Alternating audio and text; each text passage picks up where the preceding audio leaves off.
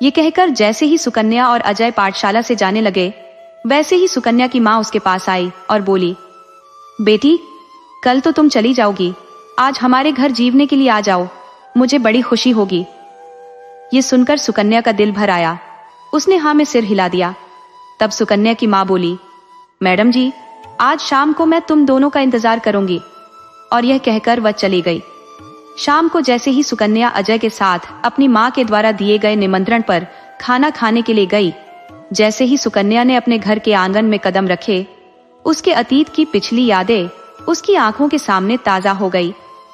उसे हर तरफ अपना बचपन नजर आने लगा। अपने भाई भाभी के खेलते बच्चों को, अपने भतीजे भतीजी को देखकर सुकन्या के चेहरे पर अचानक मुस्कान आ गई, क्योंकि उसकी आंखों के सामने उसके बचपन का अल्हड़पन तैर रहा था। तभी उन्हें देखकर उनकी माँ भागकर उनके पास आई और उन्हें सम्मान सहित अंदर ले गई। तभी सुकन्या की भाभी अंदर से एक चटाई ले आई। सुकन्या की माँ ने पहले अजय और सुकन्या के हाथ धुलवाए और फिर उन्हें प्यार से चटाई पर रखी लकड़ी की चौकी पर बिठाया और उनके लिए अपने हाथों से खाना लाई और अपने हाथों से अजय और सुकन्या को खाना परोसा। खाना सुकन्या की पसंद का था। उसकी पसंद के खीर, बेसन के लड्डू, बेसन गट्टे की सब्जी, बाटी चूरमा। सारे खाने को देखकर सुकन्या का दिल भर आया। उसे इस तरह खाने को लगातार देखते देखकर उसकी माँ बोली, बेटी, तुम्हें यह भोजन पसंद है नहीं है क्या? मेरी भी तेरे जैसी एक बेटी थी, सालों पहले बिछड़ गई। बेटी, उसे ये सब बहुत पसंद था, इसलिए बनाया। तेरे को जब से देखा है, ऐसा लगता है जैसे मेरी बेटी जहां भी होगी बिल्कुल तेरे जैसी होगी। ये कहते सुकन्या की माँ की आंखों में आंसू आ गए। फिर वह अपने आंसू अपने पल्लू से पोंछते हुए बोली, बेटा, ऐसा लगता है जैसे मेरा तुमसे पिछले जन्म का कोई नाता हो। तब सुकन्या बोली, नहीं माँ जी, ये खाना मुझे बहुत पसंद है। सच में आपने तो बिना कहे मेरी पसंद का खाना बना दिया। आपको तो मेरी पसंद को भी आपने जान लिया। ये कहकर सुकन्या खाना खाने लगी। उसे खाना खाते देखकर सुकन्या की माँ को बहुत सुकून मिल रहा था। वह बोली, बेटी, भोजन पसंद आया या नहीं? तब सुकन्या बोली, माँ जी, बहुत अच्छा है, बिल्कुल जैसे एक माँ के हाथों में स्वाद होता है। चाहे कितना ही लजीज व्यंजन हो, लेकिन माँ के हाथ के खाने के आगे सब फीका है। ऐसा लगता है माँ जी, जैसे आज मेरी माँ के हाथ का बना हुआ मैं खा रही हूँ।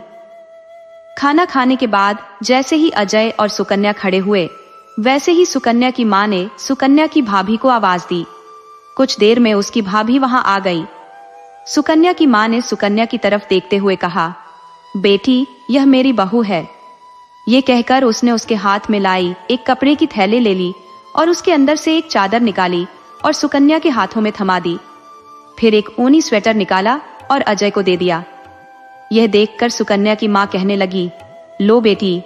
तो सुकन्या बोली, माँ जी, ये। तब सुकन्या की माँ बोली, मना मत करना बेटी, तुम मेरे अपने जैसे हो। मैंने अपने हाथ से तुम लोगों के लिए बनाया है।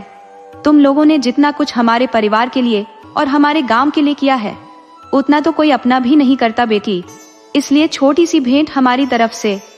सुकन्या की माँ की बात सुनकर अजय और सुकन्या उपहार लेने से मना नहीं कर सके।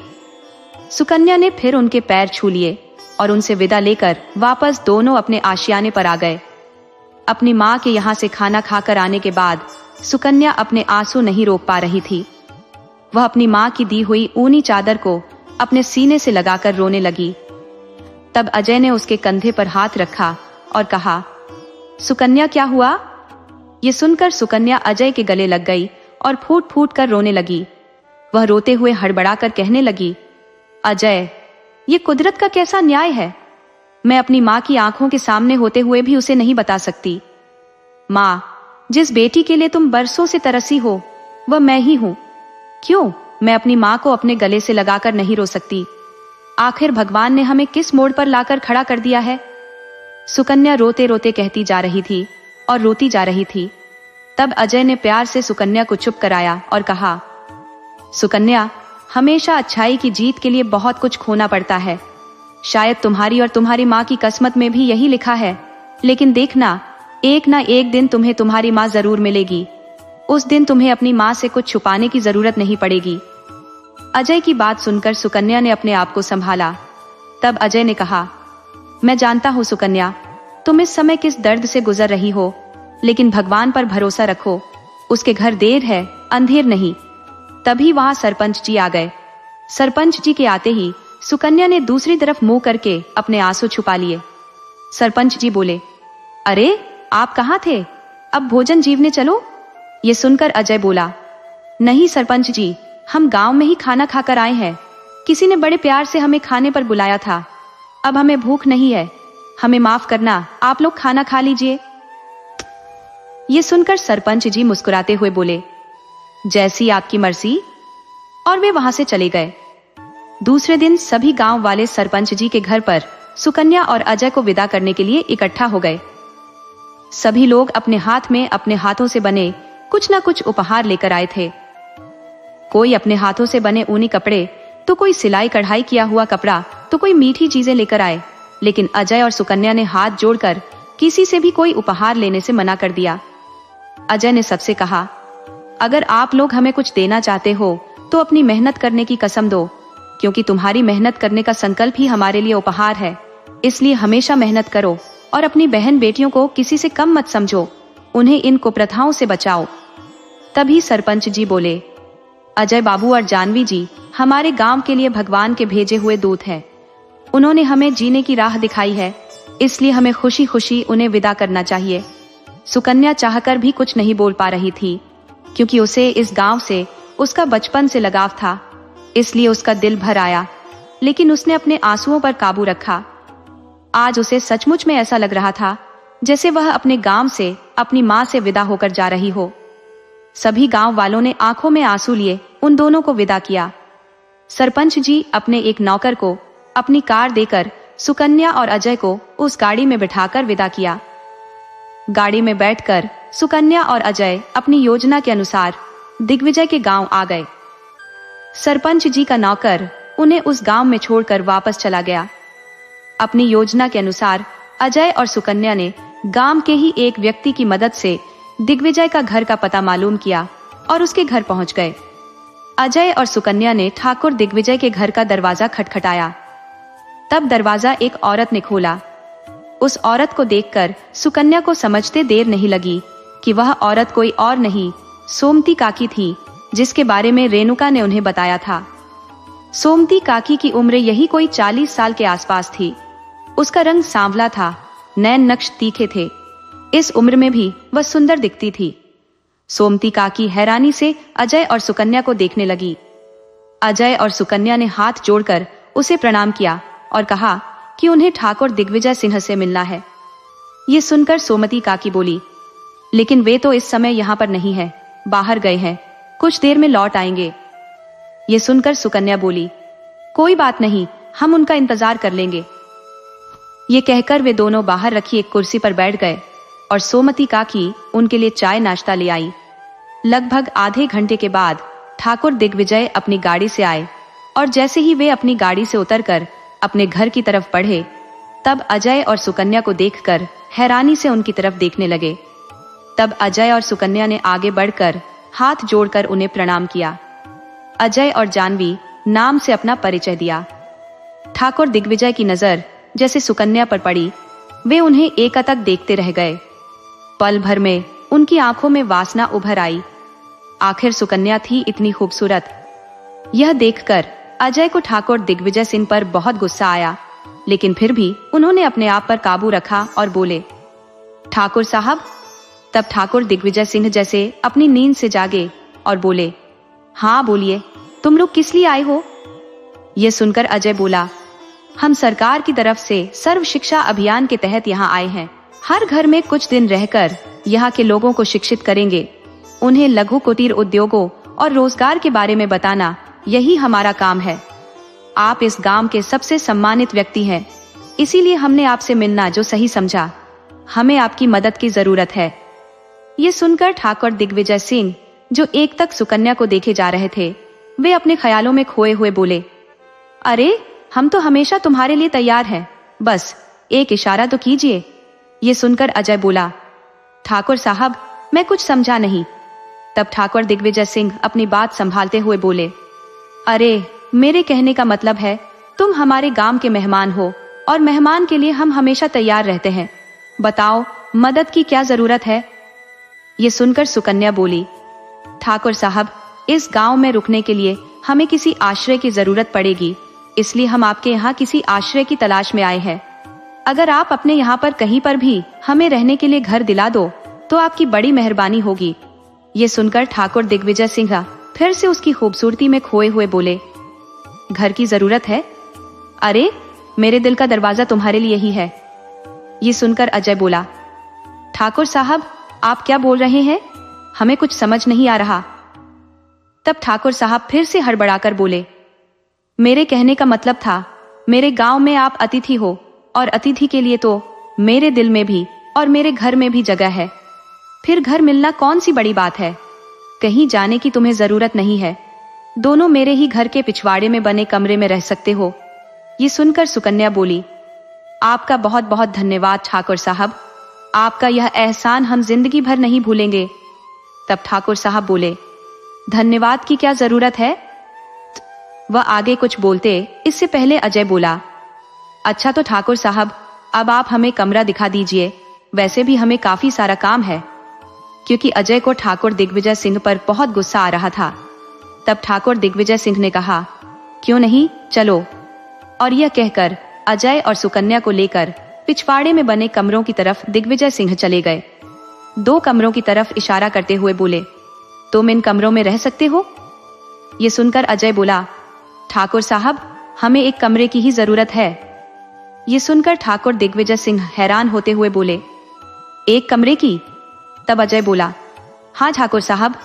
ये कहकर अजय मुस्कुराते हुए बोला, मैं और जानवी दोनों पति पत्नी हैं, इसलिए हम एक कमरे में गुजारा कर लेंगे। ये सुनकर तो जैसे ठाकुर दिग्विजय सिंह को कोई करंट सा लगा। वह फिर बोले, जैसी मर्जी।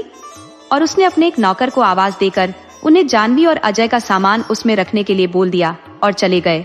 उसके जाने के बाद अजय गुस्से में बोला, सुकन्या, मुझे गुस्सा तो इतना आता है, इस कमीने हब्सी को अभी मार मार के अधमरा कर दूं। देखा नहीं कैसे घूर के तुम्हें देख रहा था? देखो सुकन्या, मैं कुछ भी बर्दाश्त कर सकता हूँ, लेकिन कोई तुम पर गलत नजर डाले ये कभी भी सहन नहीं कर सकता। ये सुनकर सुकन्या बोली, अजय, ये समय गुस्से में नहीं, होश में काम लेने का है। हमें इसी तरह ठाकुर दिग्विजय सिंह को अपनी बातों में फंसाना होगा। जब तक हम ठाकुर दिग्विजय सिंह को रंगे हाथों नहीं पकड़ लेते, हम उसके खिलाफ कोई ठोस कदम नहीं उठा सकते। तभी नौकर ने उन दोनों का सामान उस कमरे में रख दिया और वहां से चला गया। तब अजय और सुकन्या अपने कमरे में आ गए। तब सुकन्या बोली, अजय, हमें बहुत ही सावधानी से काम करना होगा। जितना हम सोच रहे थे, मुझे लगता है यह ठाकुर दिग्विजय सिंह उससे भी ज्यादा घटिया इंसान है। हमें इसकी पल पल की खबर रखनी होगी, तभी हम इसके की सजा दिला पाएंगे। ये सुनकर अजय बोला, हाँ सुकन्या, तुम बिल्कुल सही कह रही हो, मैं हमेशा तुम्हारे साथ हूँ। उस घटिया इंसान को उसके कर्मों की सजा मिलकर रहेगी। ये कहकर अजय का चेहरा गुस्से से तमतमाने लगा था। उधर जब से ठाकुर दिग्विजय सिंह ने सुकन्या को देखा था, उसे चारों तरफ सुकन्या ही दिखाई दे रही थी। उसका चेहरा ही उसे आंखों के आगे छाया हुआ दिखाई दे रहा था। रात के खाने के लिए उसने एक नौकर को भेजकर अजय और सुकन्या को खाना खाने के लिए बुलाया, लेकिन अजय और सुकन्या ने खाना खाने से मना कर दिया। तब ठाकुर दिग्विजय सिंह खुद वहां पर गए और सुकन्या को घूरते हुए बड़े प्यार से बोले, क्या बात हुई, तुम लोग खाना खाने क्यों नहीं आए? ये सुनकर अजय बोला, ठाकुर साहब, आपको कष्ट उठाने की कोई जरूरत नहीं है, हम अपना इंतजाम खुद कर लेंगे। ये सुनकर ठाकुर दिग्विजय सिंह बोले, ये कैसी बातें कर रहे हो? हमारे यहाँ मेहमान हो, हमारे यहाँ अतिथि भगवान होता है। जब तक तुम लोग यहाँ हो, हमारे यहीं भोजन करोगे। अजय ने फिर मना करना चाहा, तो सुकन्या ने आंखों से इशारा करके उसे हाँ करने के लिए कहा। तब अजय कुछ नहीं बोल सका। तब सुकन्या बोली, ठाकुर साहब, आप बड़े अच्छे इंसान हैं, जिसने हमारे बारे में इतना कुछ सोचा। हम आ जाएंगे। यह सुनकर ठाकुर दिग्विजय सिंह कुछ कहता, उससे पहले अजय बोला, अरे जानवी, कुछ काम है, चलो अंदर चलते हैं। यह सुनकर ठाकुर दिग्विजय सिंह को अजय पर गुस्सा आया, लेकिन वो कुछ कह नहीं सकता था। अजय सुकन्या को लेकर अंदर चला गया। अजय कहने लगा, सुकन्या। तब सुकन्या बोली, मैं जानती हूँ अजय, तुम्हें दिग्विजय सिंह पर गुस्सा आ रहा है, लेकिन हमें उसके खिलाफ सबूत इकट्ठे करने के लिए उसके सामने अच्छा बनने का नाटक करना होगा। उसकी हाँ में हाँ मिलानी होगी, तभी हम उसके खिलाफ कुछ सबूत इकट्ठे कर सकते हैं। तब अजय बोला, मैं जानता हूँ सुकन्या, लेकिन कोई बार बार तुम्हें यूं घूर घूर कर देखे, ये मुझसे बर्दाश्त नहीं होता। तब सुकन्या बोली, देखो अजय, ये हमारा काम है और यहाँ पर हमें यह भूलना होगा कि लोग हमारे बारे में क्या सोचते हैं, हमें किस नजर से देखते हैं। हमें सिर्फ ड्यूटी निभानी है अपनी। ये सुनकर अजय बोला, हाँ सुकन्या, तुम ठीक कह रही हो।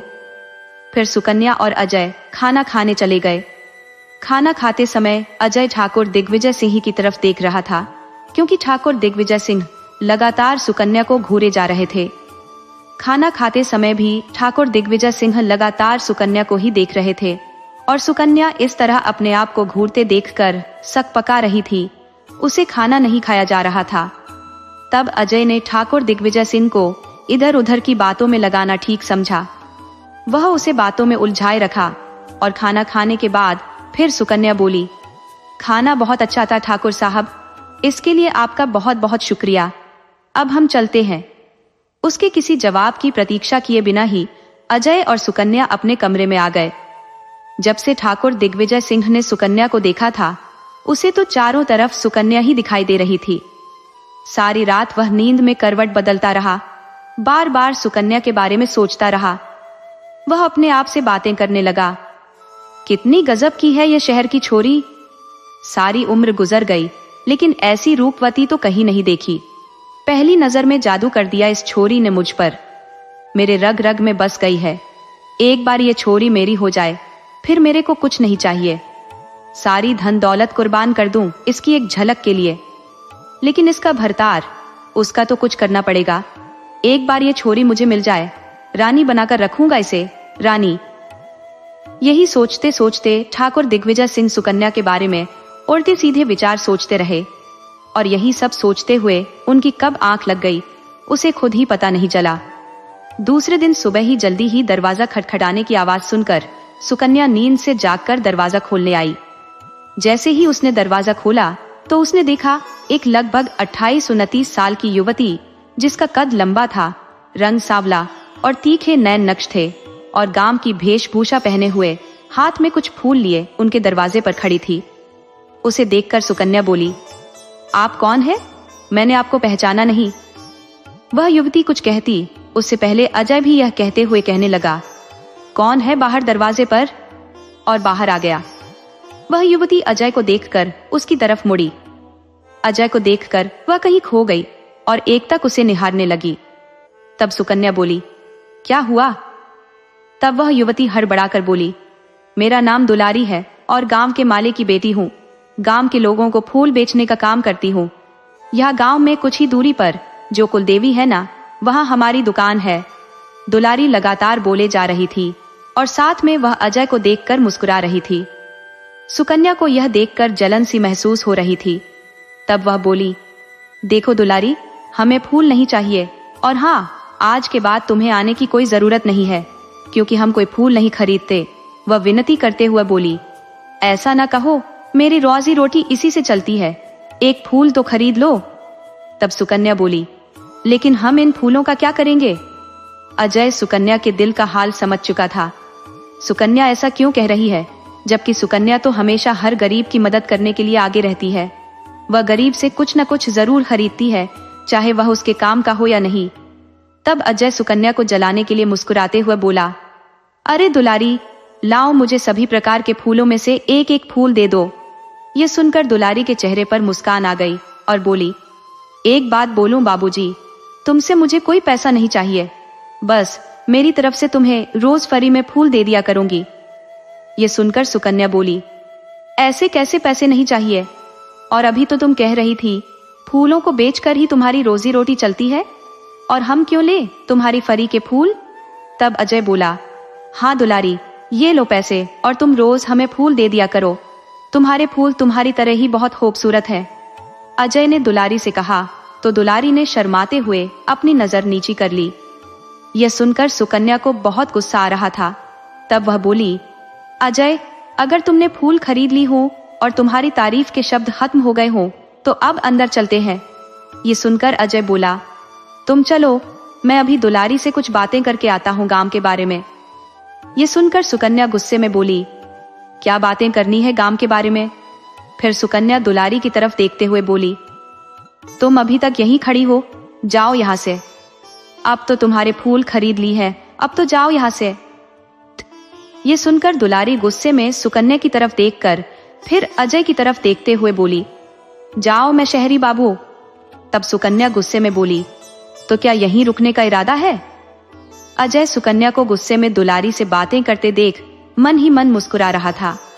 ये सुनकर दुलारी गुस्सा करती हुई थोड़ी आगे बढ़ी, फिर पीछे मुड़कर बोली, शहरी बाबू, मैं जाऊं यहां से? ये सुनकर सुकन्या बोली, रुक, तू ऐसे नहीं जाएगी, तुझे मैं बताती हूं। ये कहकर वह दुलारी की तरफ गई तो दुलारी अपने फूल हाथ में लिए दौड़कर वहां से चली गई। तब अजय बोला, अरे रुको रुको, ये तुम क्या कर रही हो सुकन्या? चलो अंदर चलते हैं। ये कहकर अजय सुकन्या का हाथ पकड़कर अंदर ले गया और अंदर ले जाकर बोला, ये तुम क्या कर रही थी सुकन्या? ऐसे तुम दुलारी से बच्चों की तरह क्यों लड़ रही थी? तब सुकन्या बोली, क्या जरूरत थी उससे फूल खरीदने की? तब अजय बोला, मुझे पता सुकन्या, तुम्हें फूल बहुत पसंद है, वैसे भी वह बेचारी गरीब है, अगर ऐसे में उसे कुछ मदद मिल जाती है तो इसमें क्या बुराई है? ये सुनकर सुकन्या बोली, पहले पसंद थे लेकिन अब नहीं है, और वैसे भी ऐसे ही फालतू पड़े रहेंगे, किसी काम के तो है नहीं। तब अजय बोला, ऐसे कैसे काम के नहीं है? अरे गमलों में ताजा फूल लगाएंगे तो पूरा कमरा खुशबू से महक उठेगा। तब सुकन्या गुस्से में उठते हुए बोली, तुम्हें जो लगता है वह करो, तुमसे तो कुछ कहना ही बेकार है। ये कहकर वह नहाने के लिए बाथरूम में चली गई। तब अजय को सुकन्या को इस तरह गुस्से में जाती देखकर हंसी आ गई और वह मन ही मन बोला, मैं जानता हूँ सुकन्या, जितना प्यार मैं तुमसे करता हूँ उतना ही प्यार तुम भी मुझसे करती हो। तुम नहीं चाहती कि मैं तुम्हारे सिवा किसी और की तरफ देखूं, किसी और से बातें भी करूं। और सुकन्या, मैं तुमसे वादा करता हूं, मैं सिर्फ तुम्हारा हूं हमेशा के लिए। इस जन्म में तो क्या किसी भी जन्म में तुम्हारे सिवा किसी की तरफ नजर उठाकर भी नहीं देखूंगा। ये कहते हुए मन ही मन अजय जो मुस्कुराने लगा। उधर ठाकुर दिग्विजय सिंह सुकन्या के ख्यालों में खोए हुए देर रात को सोए थे, इसलिए सुबह उनकी जल्दी नींद नहीं खुली। तब सोमती काकी उसे कमरे में ही चाय देने आई। उसे गहरी नींद में सोते देखकर सोमती काकी ने एक तरफ चाय रखी और ठाकुर दिग्विजय को रिंजाते हुए बोली, ठाकुर साहब जागो, दिन काफी चढ़ गया है, उठिए। लेकिन ठाकुर साहब नहीं उठे। तब वह ठाकुर साहब को झिंझोड़ने लगी, उठ जाइए, दिन कितना चढ़ गया है, चाय पी लीजिए। ठाकुर दिग्विजय सिंह तो सुकन्या के सपनों में खोए हुए थे। उस समय सोमती काकी की आवाज भी उसे सुकन्या की आवाज लग रही थी। वह सपनों में उल्टा सीधा बड़बड़ाते हुए नींद में ही सोमती काकी का हाथ पकड़कर उसे अपने ऊपर खींचना चाहा। तब सोमती काकी बोली, ठाकुर साहब क्या हुआ? यह सुनकर ठाकुर दिग्विजय सिंह की नींद खुल गई और सोमती काकी को देखकर वह गुस्से में आग बबूला हो गए और गुस्से में उसे एक तरफ धक्का देकर बोले, तेरी ये हिम्मत, मेरी नींद में खलल डाला। ये सुनकर सोमती काकी डरते हुए बोली, माफ करना ठाकुर साहब, चाय देने के लिए यहाँ आई थी। ये सुनकर ठाकुर दिग्विजय सिंह गुस्से में बोले, नहीं पीनी कोई चाय वाय, ले जाओ यहाँ से चाय को, और खबरदार जो आज के बाद मेरी नींद में खलल देने की कोशिश की तो।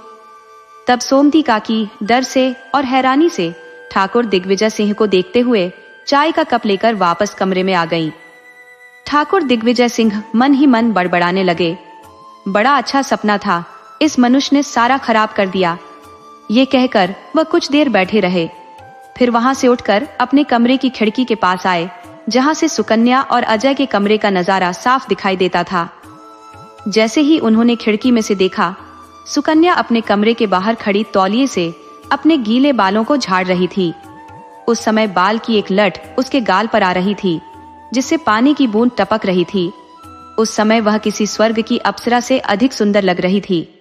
ठाकुर दिग्विजय सिंह यह देखकर पूरी तरह उसमें खो गए। उसकी आंखों में पल भर में सुकन्या के लिए वासना उभर आई। तभी वहां अजय आ गया।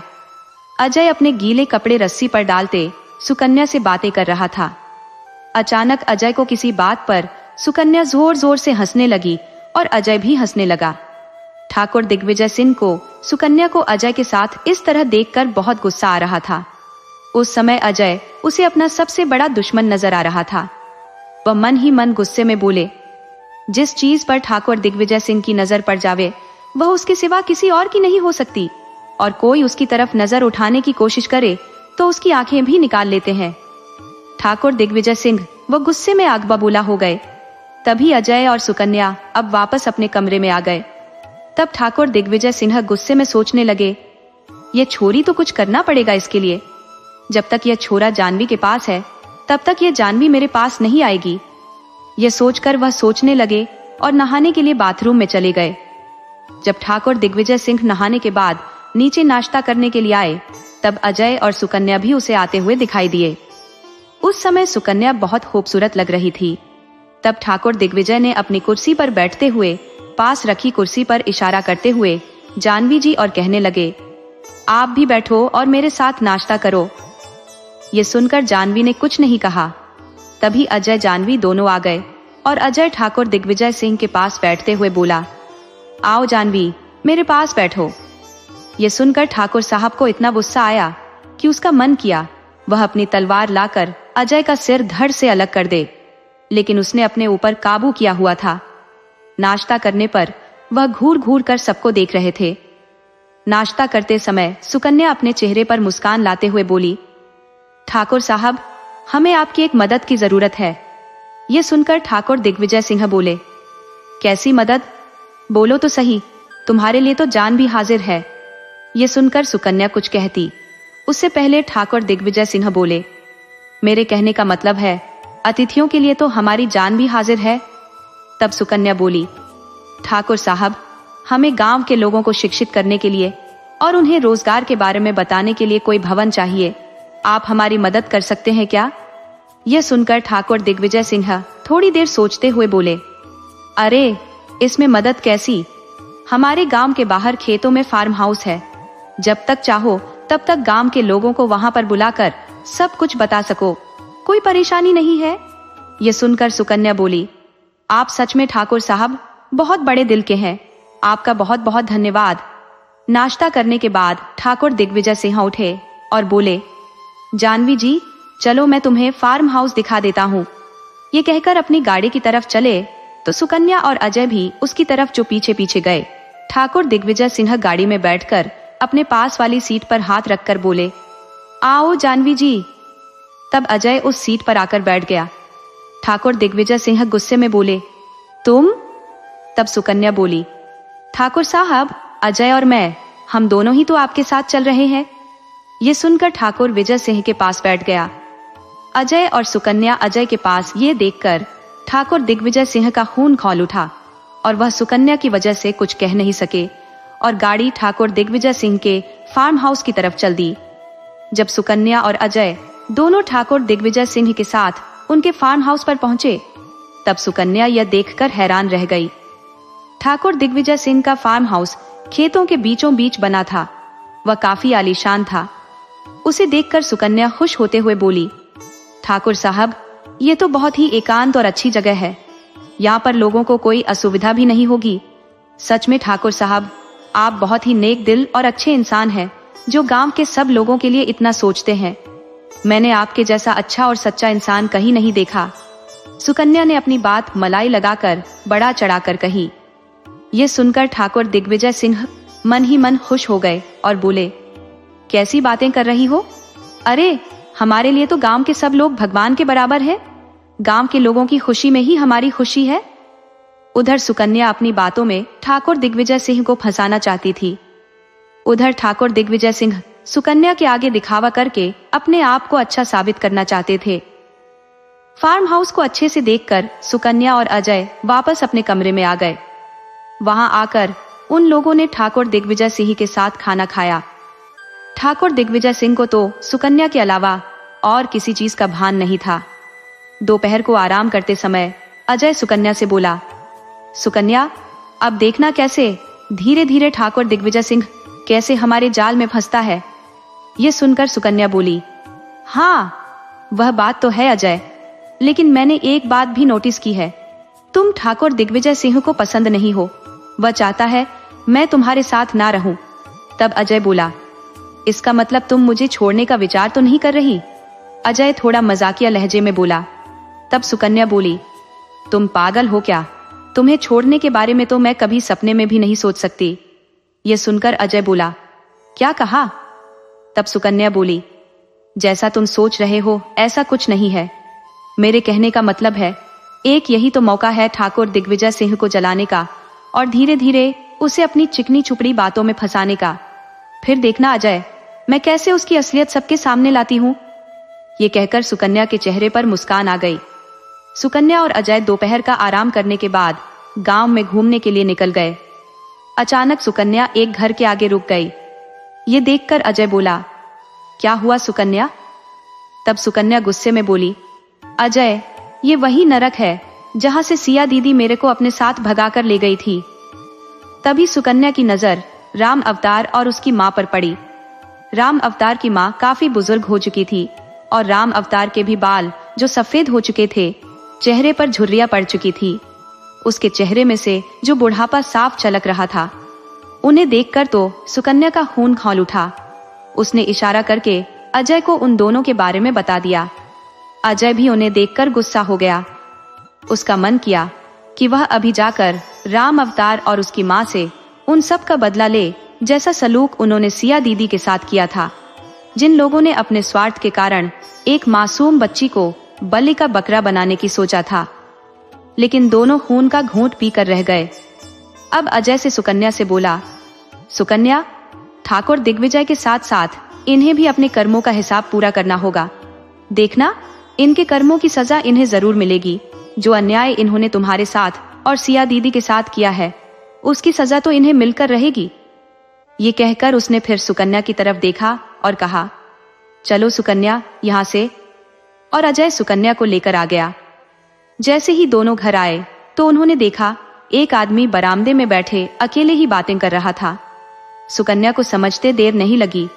वह कोई और नहीं, ठाकुर दिग्विजय सिंह का बेटा रतन सिंह था। अजय और सुकन्या को समझ आ गया, यह ठाकुर दिग्विजय सिंह का बेटा रतन सिंह है। रतन सिंह को देखकर सुकन्या सोचने लगी, कल से तो उन्होंने रतन सिंह को देखा नहीं था, आज अचानक रतन सिंह कहां से आया? ये सोचते हुए दोनों खड़े होकर उसे देखते रहे कि आखिर रतन सिंह कल से कहां था जो अचानक प्रकट हो गया।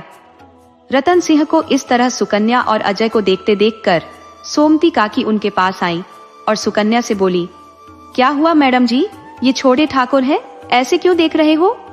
सुनकर सुकन्या अनजान बनते हुए बोली, ये कौन है?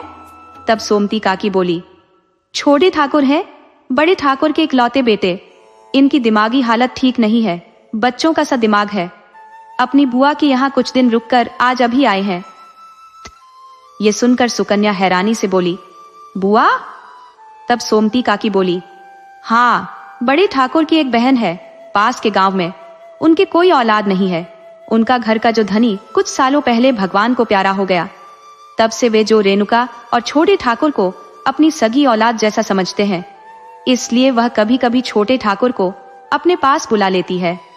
ये कहकर सोमती काकी बोली, मेरे को एक काम है, मैं जाऊं। और यह कहकर सोमती काकी चली गई। तब सुकन्या और अजय ने एक दूसरे की तरफ देखा। फिर वे लोग रतन सिंह के पास चले गए। उन लोगों को देखकर रतन सिंह बच्चों की तरह सहम गया। तब सुकन्या बड़े प्यार से बोली, डरो मत, हमारे साथ खेलोगे?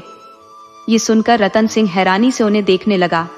तब अजय बोला, हाँ, हम तुम्हारे दोस्त हैं, क्या तुम हमारे साथ खेलोगे? ये सुनकर रतन सिंह खुश हो गया और बोला, रोज मेरे संग खेलोगे? तब सुकन्या बोली, हाँ। तब रतन सिंह सुकन्या और अजय के साथ खेलने लग गया। तभी ठाकुर दिग्विजय सिंह वहां आ गए। सुकन्या के साथ अजय को खेलते देखते रहे। सुकन्या को रतन सिंह के साथ खेलते देखकर ठाकुर दिग्विजय सिंह एक तक देखने लगे। तब उसे सुकन्या को घूरते हुए देखकर अजय बोला, क्या हो ठाकुर साहब, आप ऐसे क्या देख रहे हो? तब ठाकुर साहब बोले, कुछ नहीं देख रहे, जानवी जी के संग रतन सिंह कितना खुश है। फिर ठाकुर दिग्विजय सिंह बोले, कल खेलना, रात होने वाली है, चलो अब सभी भोजन कर लो। ये कहकर वह अजय और सुकन्या को अपने साथ ले आए। सबने एक साथ खाना खाया फिर अजय और सुकन्या अपने कमरों में आ गए और आपस में कल के बारे में बात करते हुए गहरी नींद में सो गए।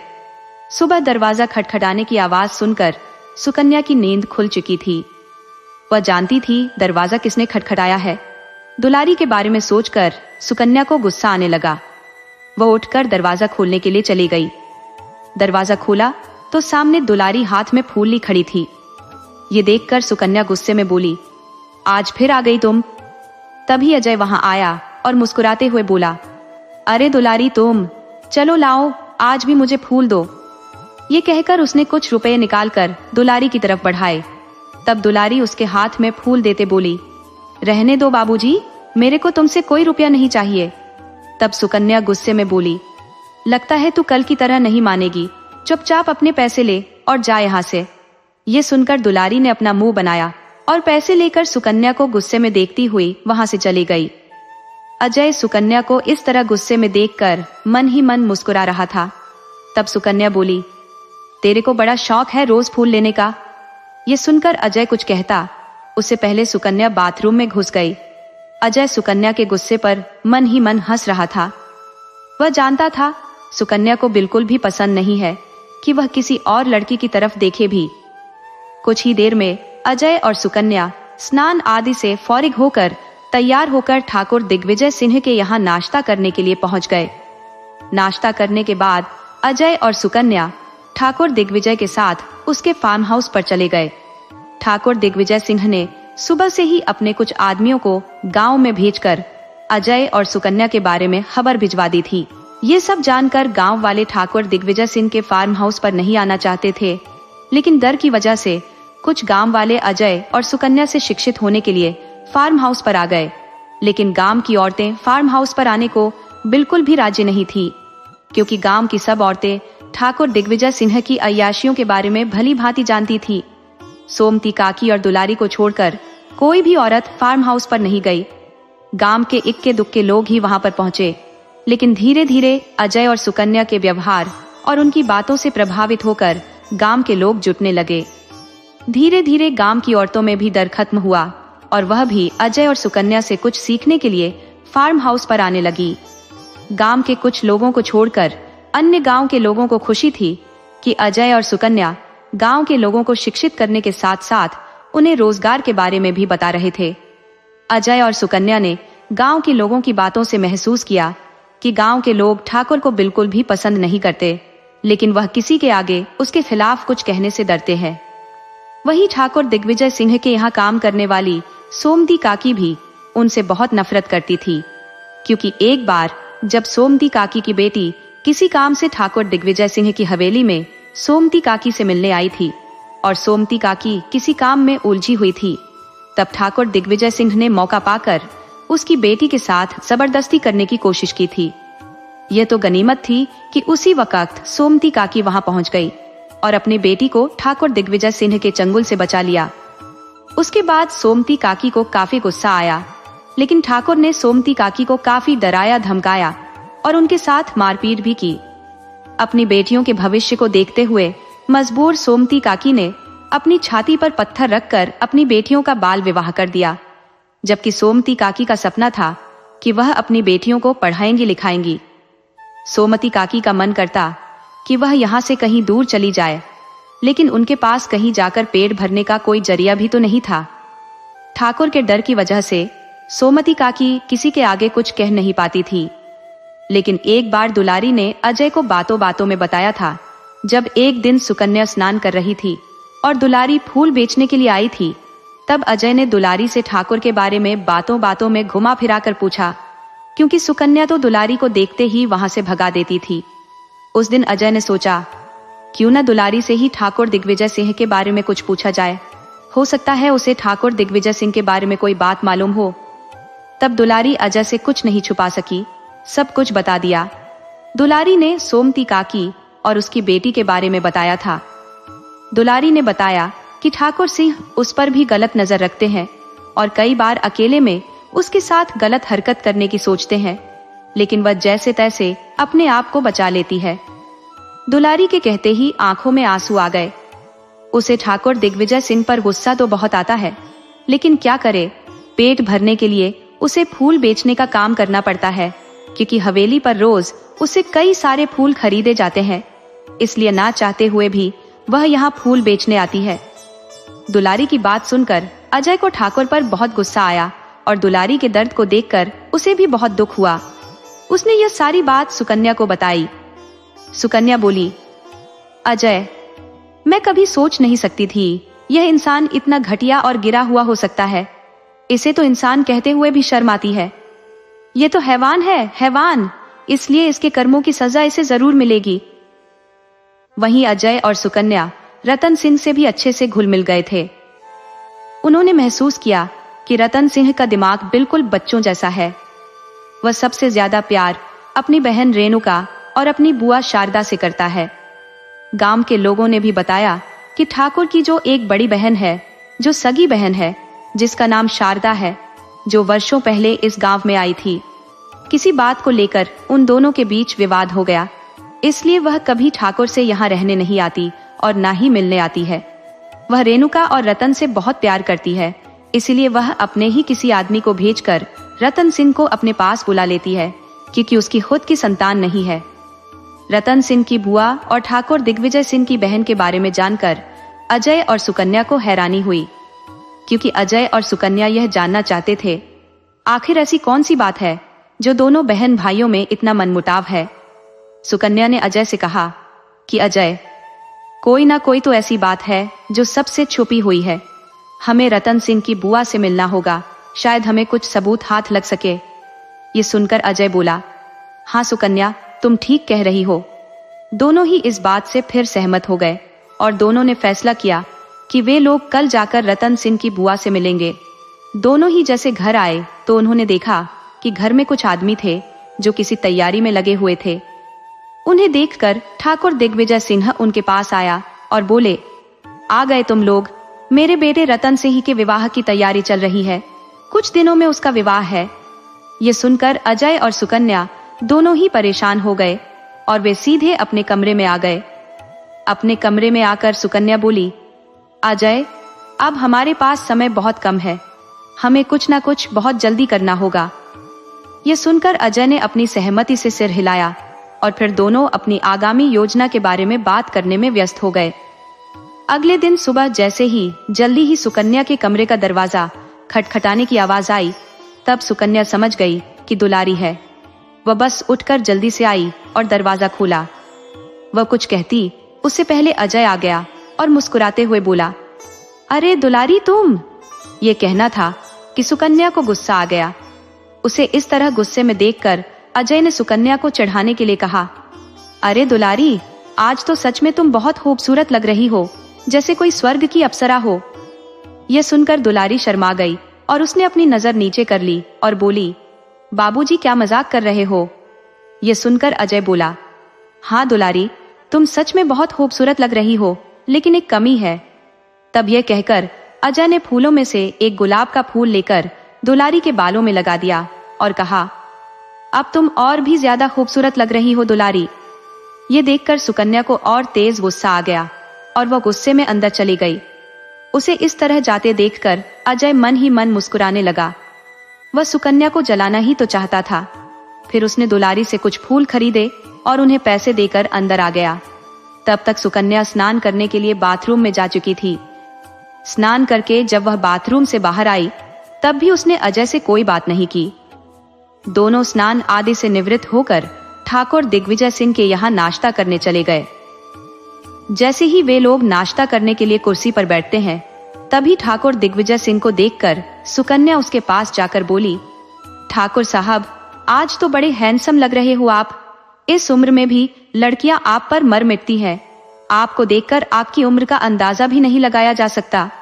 आज के नौजवान भी आपके सामने कुछ नहीं लगते। सुकन्या ने तिरछी नजर करके अजय को जलाने के लिए कहा। ठाकुर दिग्विजय सिंह अपनी तारीफ सुनकर बहुत खुश हो गए। तब सुकन्या बोली, लेकिन एक कमी है। ये कहकर उसने ठाकुर दिग्विजय सिंह के कंधे पर रखे तौलिए की सलवट ठीक की और पास में रखा एक गुलाब उसकी जेब में लगाते हुए बोली, हाँ, अब आप सच में बहुत लाजवाब लग रहे हो।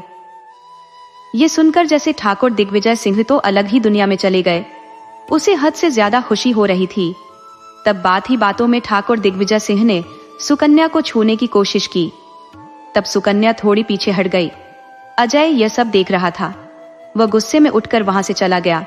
उसे इस तरह जाते देखकर सुकन्या को भी मन ही मन खुशी हुई और वह उसके पीछे जाने लगी। तब ठाकुर साहब बोले, अरे क्या हुआ जानवी जी? तब सुकन्या बोली, ठाकुर साहब, अजय की तबीयत ठीक नहीं है, इसलिए मुझे जाना होगा। तब ठाकुर साहब बोले, तुम्हें परेशान होने की कोई जरूरत नहीं है, क्योंकि मैं किसी अच्छे डॉक्टर को बुलवा दूंगा। ठाकुर दिग्विजय सिंह को तो आज बड़ी मुश्किल से सुकन्या के साथ अकेला नाश्ता करने का मौका मिला था, इसलिए वह सुकन्या को वहीं रोकना चाहता था। लेकिन सुकन्या बोली, माफ करना ठाकुर साहब, पहले मैं अजय को देख कर आती हूँ, फिर नाश्ता करती हूँ। फिर ठाकुर दिग्विजय सिंह कुछ कहता उससे पहले ही सुकन्या वहां से चली गई। जैसे ही सुकन्या अपने कमरे में आई तो अजय बेड पर गुस्से में बैठा हुआ था। उसे इस तरह बैठे देखकर सुकन्या उसके पास आकर बोली, क्या हुआ अजय, गुस्से में लग रहे हो? ये सुनकर अजय उठ खड़ा हुआ और सुकन्या का हाथ पकड़कर बोला, कैसी हरकत कर रही थी तुम ठाकुर दिग्विजय सिंह के साथ? तुम्हें पता है वह घटिया इंसान तुम्हें कैसे घूर घूर कर देख रहा था और कैसे तुम्हें छूने की कोशिश कर रहा था। मेरा मन किया कि उसी समय उसे जान से मार दूं, लेकिन तुम्हारी वजह से मैं चुप रहा। तुम किसी से भी इस तरह बातें करो या किसी की तारीफ करो, ये मुझे बिल्कुल भी पसंद नहीं है।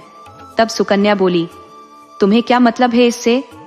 तब अजय बोला, मैं तुमसे बहुत प्यार करता हूँ और ये बहुत अच्छी तरह तुम जानती हो। ये नहीं देख सकता मैं कि तुम्हें किसी और की तारीफ करते हुए तुम क्यों करती हो ऐसा? तब सुकन्या बोली, अगर तुम्हें इतना बुरा लग रहा है तो तुम खुद ही क्यों उस दुलारी की तारीफ करते हो? मेरा मना करने के बावजूद भी उससे फूल लेते हो, और आज तो बड़े प्यार से तुमने उसके बालों में फूल लगाया था। जैसे तुमको फर्क पड़ता है वैसे मुझे भी तो फर्क पड़ता है। तब अजय बोला, क्या?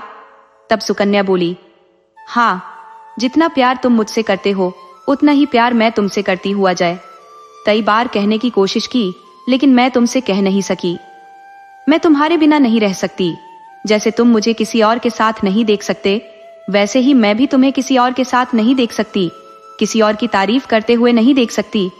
ये कहकर सुकन्या फूट फूट कर रोने लग गई। तब अजय अपने दोनों कान पकड़कर सुकन्या के पास बैठते हुए बोला, मुझे माफ कर दो सुकन्या, आगे से ऐसी गलती कभी नहीं होगी। तब सुकन्या ने उसे उठाया और उसके गले लगकर जो फिर से रो पड़ी। तब अजय बोला, बस सुकन्या, रो मत। मैं वादा करता हूँ आगे से ऐसा कोई काम नहीं करूंगा जिससे तुम्हारा दिल दुखे। मुझे माफ कर दो सुकन्या। अजय बड़ी मासूमियत से बोला तो सुकन्या के चेहरे पर मुस्कान आ गई।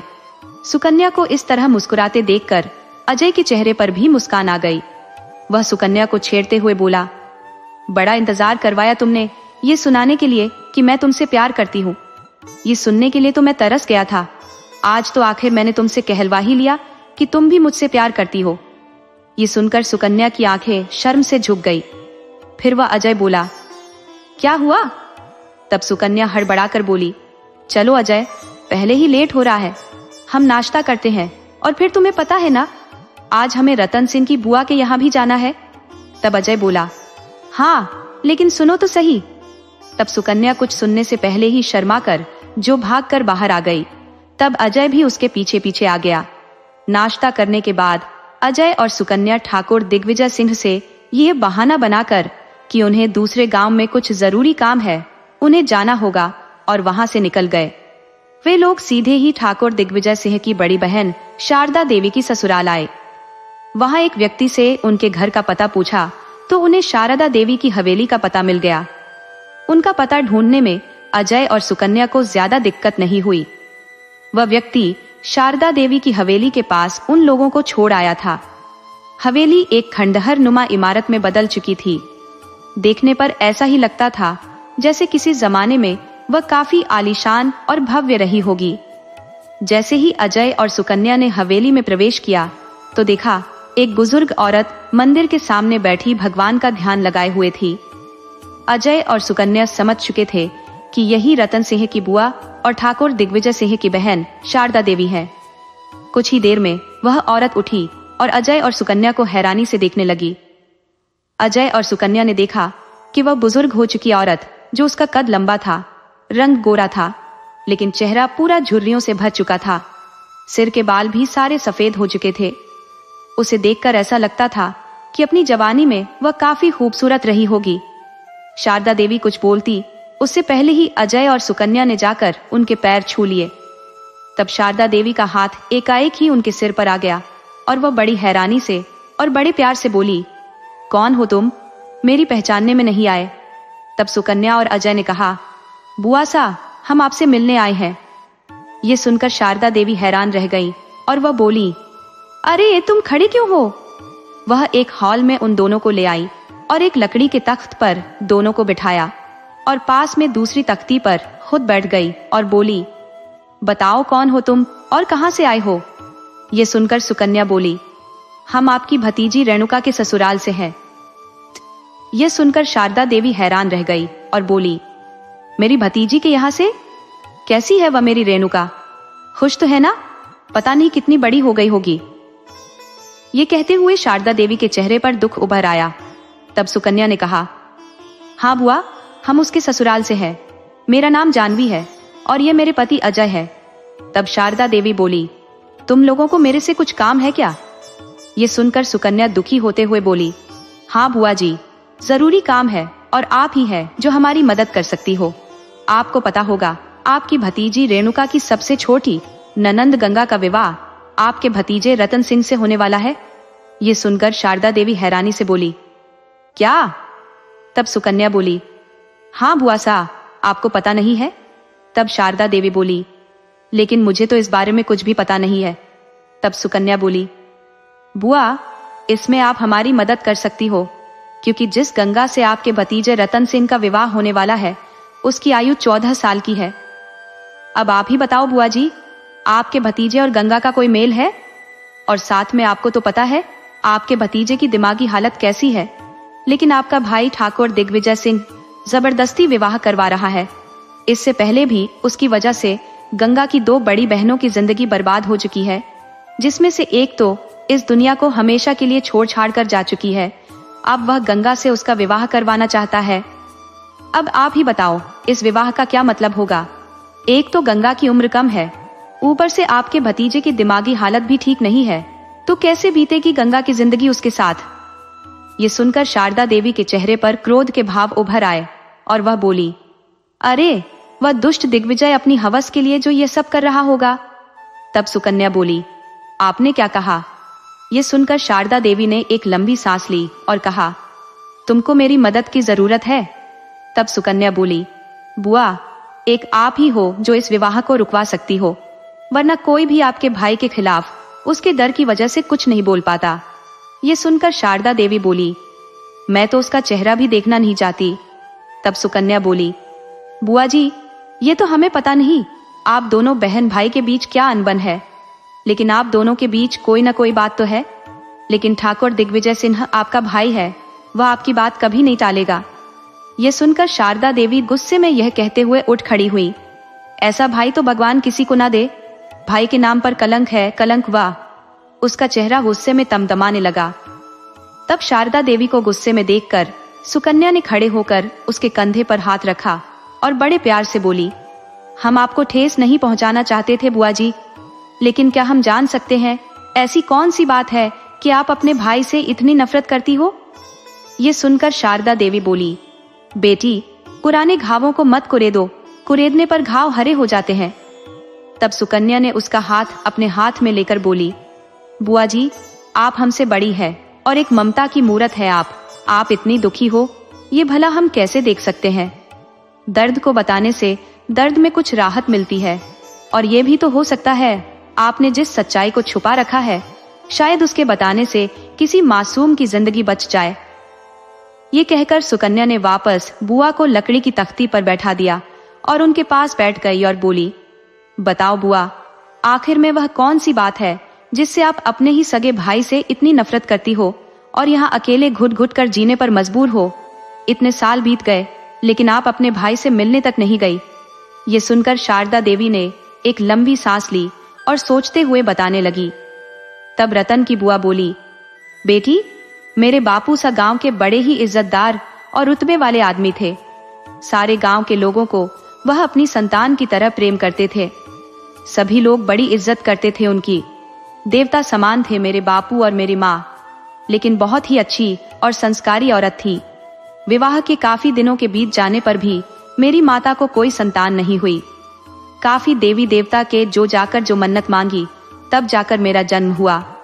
मेरे जन्म पर मेरे बापू और मेरी माँ काफी खुश हुए, लेकिन उन्हें अपने वंश को चलाने के लिए एक कुलदीपक भी चाहिए था।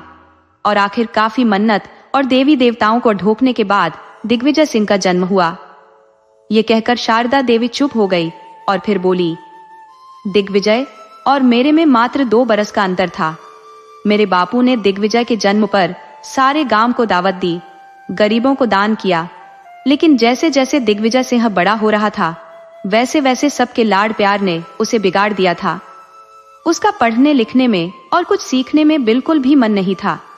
बचपन से ही आवारागर्दी में था। कई बार तो तालाब पर नहाती औरतों को छुप छुप कर देखता था। मेरे बापूसा के पास जब उसकी शिकायतें पहुंचती तो मेरे बापूसा उसे बहुत डांटते थे। धीरे धीरे मैं जवान होने लगी, तब मेरे बापूसा ने बड़े लाड प्यार से मेरा विवाह कर दिया। मेरे मायके के जैसा ही मेरा ससुराल मिला। मेरे विवाह के कुछ दिन बाद जो मेरे ससुर की मौत हो गई, क्योंकि वह बीमार रहते थे। मेरे ससुर भी बहुत ही अच्छे इंसान थे। मेरी सासू माँ ने मेरे को बेटी की तरह माना और अपने पति की इस हवेली के इकलौते कुलदीपक थे। मेरे पति और मेरी छोटी ननंद सावित्री बिल्कुल मेरी छोटी बहन जैसी थी। जब मैं दुल्हन बनकर आई थी तो मेरी ननंद 10 साल की थी। धीरे धीरे दिन गुजरने लगे, लेकिन भगवान ने मेरे साथ भी अन्याय किया। मेरे को भी कोई संतान नहीं हुई। मेरी सासू माँ दिन रात देवी देवताओं को धोख लगाती, मन्नतें मांगने लगी, लेकिन कोई फायदा नहीं हुआ। काफी लोगों ने मेरी सासू माँ और मेरे पति को बहकाया कि वह दूसरा विवाह कर ले, लेकिन मेरे पति मुझे बहुत प्रेम करते थे। मेरी सासू माँ भी मुझे बेटी ही मानती थी। उधर मेरे मायके में जब दिग्विजय की हरकतों से सब परेशान थे, तो वह भी जवान हो गया था, तो मेरे बापू ने एक अच्छा घराना देखकर उसका विवाह कर दिया। मेरी भाभी लक्ष्मी स्वरूप थी, सर्वगुण संपन्न थी। उसने अपने पति को सुधारने की काफी कोशिश की, उसे काफी समझाया, लेकिन दिग्विजय उसकी एक नहीं सुनता था। उसके साथ गाली गलौज और मारपीट करता था। मेरे बापू और माँ यह सब देखते और सुनते तो घर में बहुत क्लेश होता था। दिग्विजय को काफी डांटते थे, लेकिन उनके हाथ पैरों में अब इतनी ताकत नहीं बची थी। वे दोनों बुजुर्ग हो चले थे, लेकिन दिग्विजय को घर की जिम्मेदारियों का कोई भान नहीं था। वह तो बस अपनी अय्याशियों में डूबा रहता था। दिग्विजय हमेशा से ही जो कोठों पर जाता था, जुआ खेलता, शराब पीता था। मेरे बापू और मेरी माँ इससे घने दुखी रहते थे। आखिरकार भगवान ने एक दिन मेरे बापू और मेरी माँ की सुन ली। मेरी भाभी ने रतन सिंह को जन्म दिया। रतन सिंह के जन्म लेने से सब लोग खुश थे। सबको लगा कि अब दिग्विजय सुधर जाएगा, लेकिन ऐसा नहीं हुआ। रतन सिंह की खुशी में मेरे बापू ने बहुत बड़ा जश्न किया। वह रतन सिंह को बहुत प्रेम करते थे, लेकिन धीरे धीरे जो दिन गुजरने लगे, रतन सिंह बड़ा होने लगा, लेकिन दिग्विजय की आदतों में कोई सुधार नहीं आया। मेरे बापू और मेरी माँ जो बहुत ही अच्छी किस्मत को लेकर भी दुखी थे, क्योंकि जब वे सभी देवी देवताओं को ढोकने के बाद सभी डॉक्टरों के यहाँ इलाज करवाने पर भी मेरी गोद हरी नहीं हुई थी, क्योंकि वह मेरे लिए बड़े चिंतित रहते थे। मेरी सासू माँ और मेरी माँ और मेरे बापू मुझे देखकर बहुत दुखी रहते थे। उनके मन में बहुत क्लेश था। मैं मेरे भतीजे रतन सिंह से ज्यादा प्रेम करती थी। मेरे पति भी उससे बहुत प्रेम करते थे। मायके में मेरे बापू और मेरी माँ मुझे बहुत लाड लड़ाते थे, बहुत प्रेम करते थे। मैं रतन सिंह से मिलने पहुंच जाती थी। मेरी भाभी मेरा बहुत आदर सत्कार करती थी और बहुत लाड करती थी। अब रतन सिंह 8 वर्ष का हो चुका था।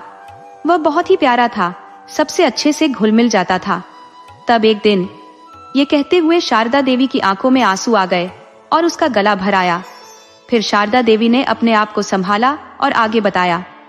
एक दिन काशी से एक पंडित जी हमारे घर आए।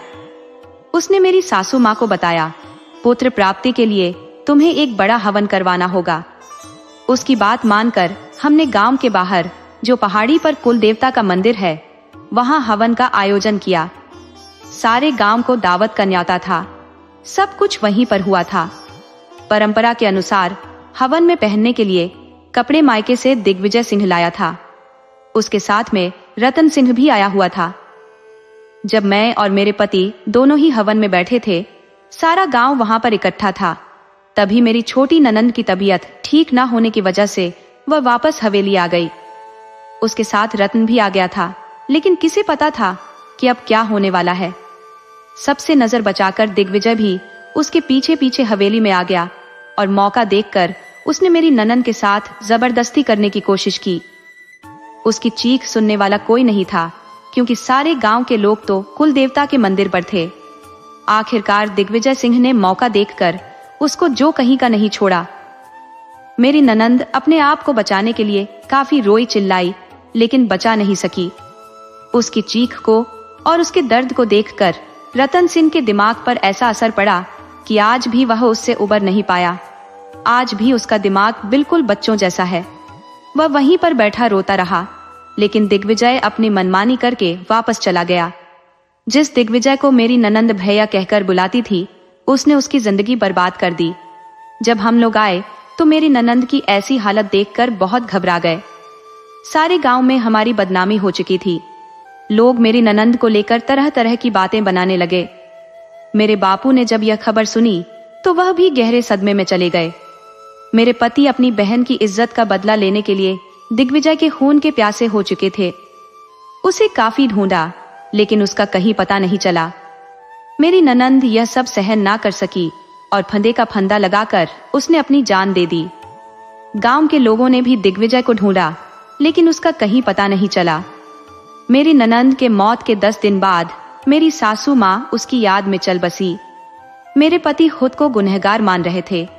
वह अपनी बहन की इज्जत की रक्षा नहीं कर पाए और धीरे धीरे उन्होंने भी खाट पकड़ ली और 6 महीने होने से पहले ही सबकी तरह वह भी मेरे को अकेला छोड़कर चले गए।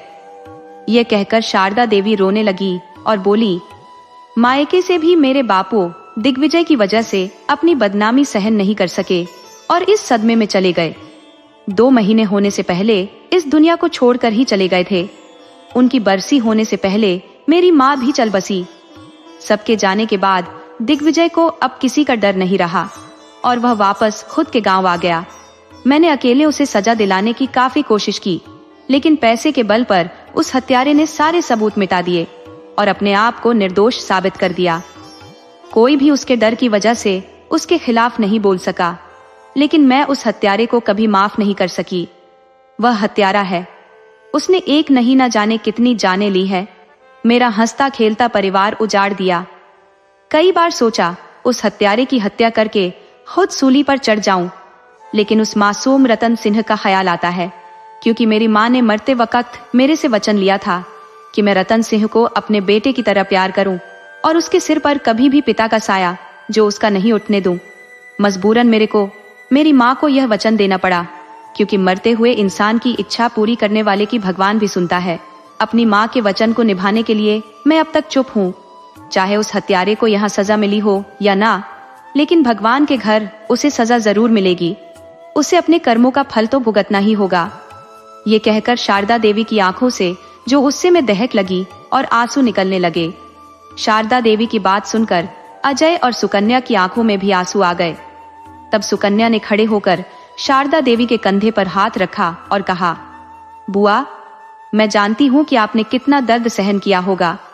भगवान ऐसा घटिया भाई किसी को भी न दे। उस राक्षस ने जो किया उसे उसके कर्मों की सजा तो मिलकर रहेगी, लेकिन उसने जो गलती की उससे भी बड़ी गलती आपकी माँ ने की थी।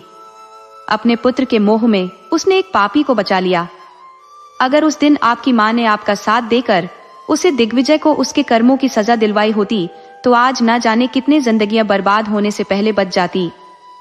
तब अजय बोला, हाँ बुआ, वह इंसान नहीं राक्षस है। राक्षस बहुत खूनी है वह। उसे अच्छे बुरे का कोई भेद नहीं है। ये सुनकर शारदा देवी बोली, अपनी माँ को दिए वचन की वजह से आज तक मैं चुप हूँ, लेकिन मेरे दिल में आज भी बदले की आग जल रही है। मेरा मन करता उस राक्षस को उसके कर्मों की सजा दे दूं। तब सुकन्या बोली, बुआ, क्या आप अब भी चुप रहोगी?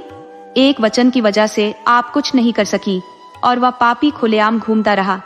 आप यहाँ घुट घुट कर जीती रही। अगर आप अब भी चुप रहोगी तो न जाने कितनी जिंदगियां और बर्बाद हो जाएंगी, और न जाने कितनी जिंदगी बर्बाद होना बाकी है। ये सुनकर शारदा देवी की आंखें गुस्से में दहक लगी और वह बोली, अब नहीं। मुझे पता है मैंने अपनी माँ को वचन दिया है, लेकिन मैं इस वचन की आड़ में उस पापी को और पाप नहीं करने दूंगी। तब सुकन्या बोली, तो क्या आप हमारा साथ देंगी? ये सुनकर शारदा देवी बोली, हाँ बेटी, मैं तुम्हारे साथ हूँ। बता मुझे क्या करना है उस पापी को उसके कर्मों की सजा दिलवाने के लिए। तब सुकन्या बोली, बुआ बस हमें आपसे यही सुनना था, जब समय आएगा तब हम आपको बताएंगे। ये कहकर सुकन्या और अजय उठ खड़े हुए और बोले, बुआ अब हम लोगों को जाना होगा। तब शारदा देवी बोली, लेकिन बेटी कुछ भोजन खाकर तो जाओ। लेकिन सुकन्या बोली, नहीं बुआ, हमें पहले ही बहुत लेट हो गया है और हमें जाना होगा। वैसे भी अगर उस ठाकुर दिग्विजय सिंह को पता चल गया कि हम गंगा के यहाँ से गंगा की जिंदगी बचाने के लिए आपसे मिलने आए हैं और हमें सब कुछ मालूम पड़ गया है, तो आपको तो पता है ना वह क्या करेगा। ये सुनकर शारदा देवी गुस्से में बोली, हाँ बेटी, लेकिन अब भगवान को उस राक्षस के जो उसके कर्मों की सजा भगवान देगा देनी ही पड़ेगी। फिर सुकन्या और अजय से शारदा देवी ने काफी अनुरोध किया खाने के लिए, लेकिन उन दोनों ने बड़े ही प्रेम से मना कर दिया। फिर शारदा देवी बड़े प्रेम पूर्वक उन दोनों को विदा किया और दोनों वापस दिग्विजय सिंह के गांव आ गए। शारदा देवी के वहां से वापस अजय सुकन्या जब दिग्विजय सिंह की हवेली में आए, जैसे ही उन लोगों ने अंदर प्रवेश किया, वैसे ही ठाकुर दिग्विजय सिंह ने उन्हें घूरते हुए कहा, कहां से आ रहे थे दोनों? ये सुनकर सुकन्या बोली, हमें पास के गांव में सर्व शिक्षा अभियान के तहत कुछ काम था, इसलिए गए थे। तब ठाकुर दिग्विजय सिंह ने कहा, तब तो कोई बात नहीं है। ये सुनकर अजय सुकन्या वापस अपने कमरे में आ गए। तब सुकन्या बोली, अजय हमें बहुत ही सावधानी से कदम रखना होगा। ठाकुर बहुत ही शातिर और घटिया किस्म का इंसान है। जो इंसान अपनी सगी बहन की खुशियों के बारे में एक बार भी नहीं सोच सकता, भला वह किसी का सगा क्या हो सकता है। इसलिए हमें फूंक फूंक कर कदम रखना होगा। ये सुनकर अजय बोला, हाँ सुकन्या, ये बात तो बिल्कुल सही है। मैंने जिंदगी में इतना घटिया इंसान किसी को नहीं देखा। उन दोनों को तब तक शाम हो चुकी थी, इसलिए शाम का खाना खाकर दोनों सो गए। दूसरे दिन जब दोनों ठाकुर दिग्विजय सिंह के फार्म हाउस पर गए, तो वहां पर शाम को अपने अपने घर जाते समय दो औरतें सुकन्या के पास आईं और बोली, मैडम जी, हम कल नहीं आ सकेंगे। ये सुनकर सुकन्या ने हैरानी से कहा, लेकिन क्यों? तब गांव की औरतें बोली, कल वट सावित्री व्रत है और हम सब गांव की औरतें अपने पति के लिए व्रत रखेंगी। ये सुनकर सुकन्या बोली, ये वट सावित्री व्रत क्या होता है? तब गांव की औरतों ने सुकन्या को वट सावित्री व्रत की पूरी विधि और उसके पीछे की कथा सुकन्या को बताई और कहा कि हर पत्नी अपने पति की लंबी उम्र के लिए यह व्रत रखती है। ये कहकर वे औरतें व्रत के बारे में आपस में बातचीत करती हुई चली गई। गांव की औरतों की बात सुनकर सुकन्या के चेहरे पर मुस्कान आ गई। फिर सुकन्या भी वापस अजय के साथ अपने कमरे पर आ गई। दूसरे दिन सुबह स्नान आदि के बाद सुकन्या ने अजय से कहा, चलो। अजय ने कहा, सुकन्या चलो नाश्ता करने चलते हैं। तब सुकन्या बोली, अजय तुम जाओ, आज मैं नाश्ता नहीं करूंगी। ये सुनकर अजय बोला, क्यों? तब सुकन्या बोली, बस ऐसे ही, जाओ। तब अजय ने उसके गाल को छूते हुए कहा, तुम्हारी तबीयत तो ठीक है ना? बुखार तो नहीं है या कोई और दिक्कत तो है? क्या परेशानी है तुम्हें? बताओ। ये सुनकर सुकन्या मुस्कुराते हुए बोली, नहीं अजय, ऐसी कोई बात नहीं है। तब अजय बोला, ऐसे कैसे बात नहीं है? अरे क्या मैं तुम्हारे बगैर मैं नाश्ता कर सकता हूं? ये सुनकर सुकन्या ने कोई जवाब नहीं दिया। तब अजय बोला, कोई नहीं, कोई तो ऐसी बात है जो तुम मुझसे छुपा रही हो। तब सुकन्या ने कहा, अजय आज मेरा उपवास है। ये सुनकर अजय बोला, उपवास? लेकिन सुकन्या तुम तो करती ही नहीं कोई उपवास, फिर आज क्यों? तब सुकन्या बोली, मैंने आपके लिए व्रत रखा है, आज वट सावित्री का व्रत है। ये कहकर सुकन्या शर्माने लगी। तब अजय बोला, और क्या? तो सुकन्या बोली, हर औरतें अपने पति के लिए ये उपवास रखती हैं, लेकिन मैंने भी आपके लिए ये उपवास रखा है। मैंने भी आपको मन से अपना जीवन साथी जो मान लिया है। ये कहकर सुकन्या ने अपनी नजरें झुका ली। अब अजय उसके गले में बाहें डालते हुए बड़े प्यार से बोला, अच्छा तुमने मेरे लिए उपवास रखा है, चलो कोई बात नहीं, फिर तो मैं भी आज तुम्हारे लिए उपवास रखूंगा। तब सुकन्या बोली, लेकिन अजय, ये उपवास सिर्फ औरतें रखती हैं। तब अजय ने मुस्कुराते हुए कहा, ये किसने कहा ये उपवास पुरुष नहीं रखते? अरे भाई, मैं रखूंगा ये उपवास सुकन्या, अब तुम्हारे लिए, अपनी सुकन्या के लिए, और बस सुकन्या, अब मुझे कुछ नहीं सुनना। जब तुम मेरी खुशी के लिए, मेरी उम्र के लिए उपवास रख सकती हो तो मैं क्यों नहीं? मैं भी यह उपवास तुम्हारे लिए रखूंगा और भगवान से प्रार्थना करूंगा कि हमारी जोड़ी 7 जन्मों तक तो क्या हर जन्म में बनी रहे। दामसो। ये सुनकर सुकन्या के चेहरे पर मुस्कान आ गई। तभी किसी के दरवाजा खटखटाने की आवाज आई। जैसे ही अजय ने दरवाजा खोला, देखा सामने ठाकुर दिग्विजय सिंह अपने कुछ आदमियों के साथ खड़े हुए थे। यह देखकर अजय और सुकन्या दोनों ही हैरान रह गए। तब सुकन्या हैरानी से बोली, ठाकुर साहब, आप इस समय यहाँ? तब ठाकुर सिंह मुस्कुराते हुए बोले, मैं तुम लोगों को न्योता देने के वास्ते आया हूँ। तुम लोगों को दोनों को स्पेशल न्योता देना है। देवी माँ के मंदिर पर हवन यज्ञ है, तो तुम लोगों को भी चलना होगा। ये सुनकर सुकन्या बोली, जी जरूर ठाकुर साहब। और अजय और सुकन्या ठाकुर दिग्विजय सिंह के साथ बैठकर उसकी गाड़ी में पहाड़ी पर स्थित देवी माँ के मंदिर पर पहुंच गए। वहां अधिकतर गांव के लोगों की भीड़ थी। जैसे ही अजय और सुकन्या ने देवी माँ के प्रांगण में प्रवेश किया तो देखा कि पूरा देवी माँ का मंदिर सजा हुआ था। लेकिन तभी सुकन्या की नजर सामने लगे शादी के 2 मंडप पर पड़ी। ये देखकर वह हैरान रह गई। तभी उसने देखा कि विमला काकी और उसका परिवार भी वहां उपस्थित था। साथ में ही मासूम गंगा दुल्हन के रूप में सजी हुई थी और विमला काकी की बेबसी और लाचारी से आंखों में आंसू लिए सुकन्या और अजय को देखे जा रही थी। यह देखकर तो अजय और सुकन्या को जैसे कोई झटका सा लगा। तभी ठाकुर दिग्विजय सिंह उनके पास आए और बोले, तुम लोगों को क्या लगता है कि वे कुछ भी करोगे, तुम लोग, और मुझे कुछ पता नहीं चलेगा?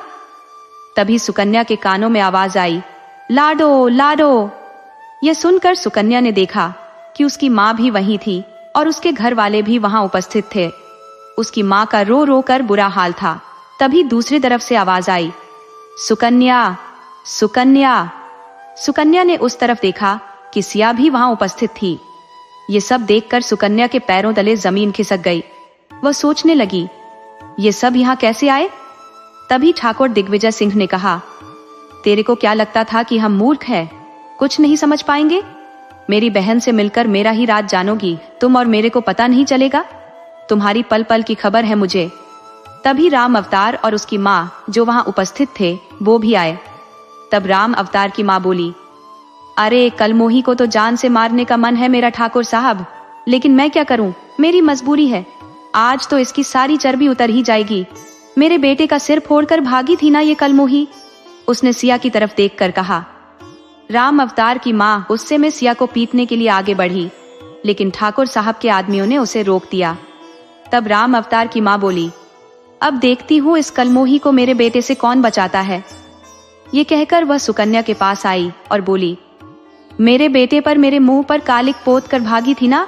अरे देर आए दुरुस्त आए, तुम्हें तो मेरा वंश चलाना ही होगा। ये कहकर उसने राम अवतार की तरफ देखा और कहा, अरे यूं टुकुर टुकुर क्यों देख रहे हो अपनी पत्नी को? जो काम वर्षों पहले न कर पाए अब कर ले। ये सुनकर सुकन्या को बहुत गुस्सा आया। वह कुछ करती उससे पहले ठाकुर के आदमियों ने उसे पकड़ लिया और अजय के सिर पर बंदूक लगाकर ठाकुर दिग्विजय सिंह बोला, अगर जरा सी भी चालाकी करने की कोशिश की ना तो तेरे आशिक का भेजा उड़ा दूंगा। ये सुनकर सुकन्या घबरा गई। तब ठाकुर दिग्विजय सिंह राम अवतार और उसकी माँ की तरफ देखते हुए बोले, ये सुकन्या पहले तेरे बेटे की पत्नी थी, लेकिन अब नहीं है। तेरे को वंश चलाना है तो चला, किसने रोका है? एक से बढ़कर एक है तेरे बेटे के लिए। ये कहकर उसने इशारा किया। तब ठाकुर दिग्विजय सिंह के आदमी दुलारी को पकड़कर ले आए। दुलारी रोए जा रही थी, कह रही थी, शहरी बाबू मेरे को बचा लो, वरना यह कमीना ठाकुर पता नहीं मेरे साथ क्या करवा देगा। आज दुलारी की ऐसी हालत देखकर सुकन्या को भी उस पर बहुत तरस आ रहा था, लेकिन वह मजबूर थी। फिर ठाकुर दिग्विजय सिंह राम अवतार और उसकी माँ की तरफ देखते हुए बोला, ये रही तुम्हारे वंश को चलाने वाली। लो इन लोगों को तो पता ही होगा कि यह कौन है। ले जाओ, चलाओ अपने बेटे का वंश, लेकिन सुकन्या पर अब हमारा हक है। ये कहकर ठाकुर दिग्विजय सिंह जोर से हंसा। सुकन्या के मायके और दिग्विजय सिंह के गांव के दोनों गांवों के लोग वहां पर उपस्थित थे, लेकिन कोई भी सुकन्या और अजय की मदद के लिए ठाकुर दिग्विजय सिंह के डर के मारे आगे नहीं बढ़ा। सभी लोग बेबसी और लाचारी से देख रहे थे। सभी के मन में तो घृणा थी, लेकिन वह लोग अपने को लाचार और बेबस महसूस कर रहे थे। ठाकुर दिग्विजय सिंह ने राम अवतार से दुलारी की तरफ इशारा करके उसे ले जाने के लिए कहा। तब राम अवतार की मां बोली, ऐसे कैसे ठाकुर साहब, हम किसी को भी अपने घर की बहू बना ले? इसकी जात देखी है आपने? ये सुनकर ठाकुर बोले, तेरे को आम खाना है या पेड़ गिनना है? वंश चलाना या जात देखनी है? दुलारी रोए जा रही थी। तब सुकन्या की मां सभी लोगों की तरफ देखते हुए गुस्से में बोली, अरे सारे लोग क्या जो ऐसे ही टुकुर टुकुर देखते रहोगे? कोई तो कुछ करो। मेरी बेटी ने तुम लोगों के लिए कितना कुछ किया है। आज तुम सबके घर में जो सुख की रोटी खा रहे हो वह सब मेरी लाडो की वजह से है। आज जब मेरी लाडो मुसीबत में है तो तुम लोग ऐसे देख रहे हो बिना कोई मदद के? अरे कोई तो उसकी मदद करो। ये सुनकर ठाकुर सिंह गुस्से में बोला, तेरे कहने का कोई फायदा नहीं है। किसी की इतनी हिम्मत नहीं है बुढ़िया कि मेरी मर्जी के खिलाफ कोई कुछ बोल सके। सबको अपनी आबरू और अपने घर बार से प्यार है। यह सुनकर सभी लोगों की नजरें नीचे झुक गई। तब ठाकुर दिग्विजय सिंह ने सुकन्या की तरफ ऐसे गुस्से से देखा और बोले, सुकन्या, मुझे ऐसे गुस्से में मत देखो। उन्हें लगा कि सुकन्या को शायद यह लग रहा होगा कि उन्हें उस पर शक कैसे हुआ, तो उन्होंने सुकन्या से कहा, सुन सुकन्या, जब तू और यह शहरी छोरा दोनों मिलकर शारदा दीदी के यहाँ झूठ बोलकर गए थे, तभी मुझे तुम पर शक हुआ था। उन्होंने अपने आदमी सुकन्या के बारे में जानने के लिए लगा दिए। सुकन्या और अजय की गैर मौजूदगी में उनके कमरे की तलाशी ली गई तो पता चला कि वे कौन है। कमरे में सिया की तरफ देखते हुए ठाकुर ने बोला कि सिया की फोटो और कुछ जानकारी मिली। तब उन्हें पता चला कि ये लोग कौन है। फिर सिया के पास उन्होंने झूठा फोन करवाकर कहा कि वह मुसीबत में है और उसे बहुत याद कर रही है, और धोखे से अपने आदमी भेजकर उसे यहाँ बुलवा लिया। फिर ठाकुर दिग्विजय सिंह ने गंगा की तरफ इशारा करते हुए कहा, तू इस छोरी को बचाने आई थी ना? खुद को ही मेरे जाल में फंसा कर रह गई, तो खुद को तो बचा, और देख मेरी चालाकी काम आ गई। आज वट सावित्री का व्रत है। पंडित जी ने बहुत ही शुभ मुहूर्त बताया है विवाह के लिए, और देख आज तेरा मेरा विवाह होकर रहेगा। आज देख तेरी नजरों के सामने ही इस छोरी का मेरे बेटे के साथ और तेरा मेरे साथ यही देवी माँ के मंदिर में विवाह होगा, और कोई कुछ नहीं कर सकेगा। तेरा कानून भी मेरा कुछ नहीं बिगाड़ सकता। ये कहकर ठाकुर दिग्विजय सिंह फिर जोर से हंसा। ठाकुर दिग्विजय सिंह का बेटा रत्न सिंह इन सब से बेखबर दूल्हे के भेष में सजा हुआ वहां रखी हुई थाल में से मिठाइयों को खाने में व्यस्त था। तब सिया गुस्से में बोली, अरे कमीने, भगवान के घर देर है अंधेर नहीं है। तेरे कर्मों की सजा तेरे को जरूर मिलेगी। ये सुनकर ठाकुर दिग्विजय सिंह को गुस्सा आया और वह सिया के पास जाकर बोला, अपनी जबान को लगाम दे, वरना सबके सामने तेरा चीर हरण करवा दूंगा, समझी? ये सुनकर अजय गुस्से में बोला, अरे कुत्ते, दीदी के मुंह क्यों लगता है? अगर मर्द है तो मेरे को छू कर देख, तब देखना मैं तेरा क्या हाल करूंगा। ये सुनकर ठाकुर दिग्विजय सिंह अजय के पास आया और बोला, तेरे में घनी चर्बी है, अभी रुक, उतारता हूं। ये कहकर ठाकुर दिग्विजय सिंह ने अपने आदमियों की तरफ इशारा किया और ठाकुर के सभी आदमी लाठियों से अजय को मारने लगे। यह देखकर सुकन्या काफी घबरा गई और बोली, रुको। सुकन्या का इतना कहते ही ठाकुर के आदमी जो रुक गए, क्योंकि ठाकुर ने उन्हें इशारा कर दिया था। तब सुकन्या ठाकुर दिग्विजय सिंह की तरफ देखते हुए बोली, तुझे मुझसे विवाह करना है ना? तो ठीक है, लेकिन मेरे अजय को छोड़ना होगा। उस पर जरा भी आंच नहीं आनी चाहिए, और मेरे घर वालों को भी सही सलामत छोड़ना होगा। तब तो तू मुझसे विवाह करने के लिए तैयार रहना, और मैं तभी तुझसे इसी शर्त पर विवाह करूंगी।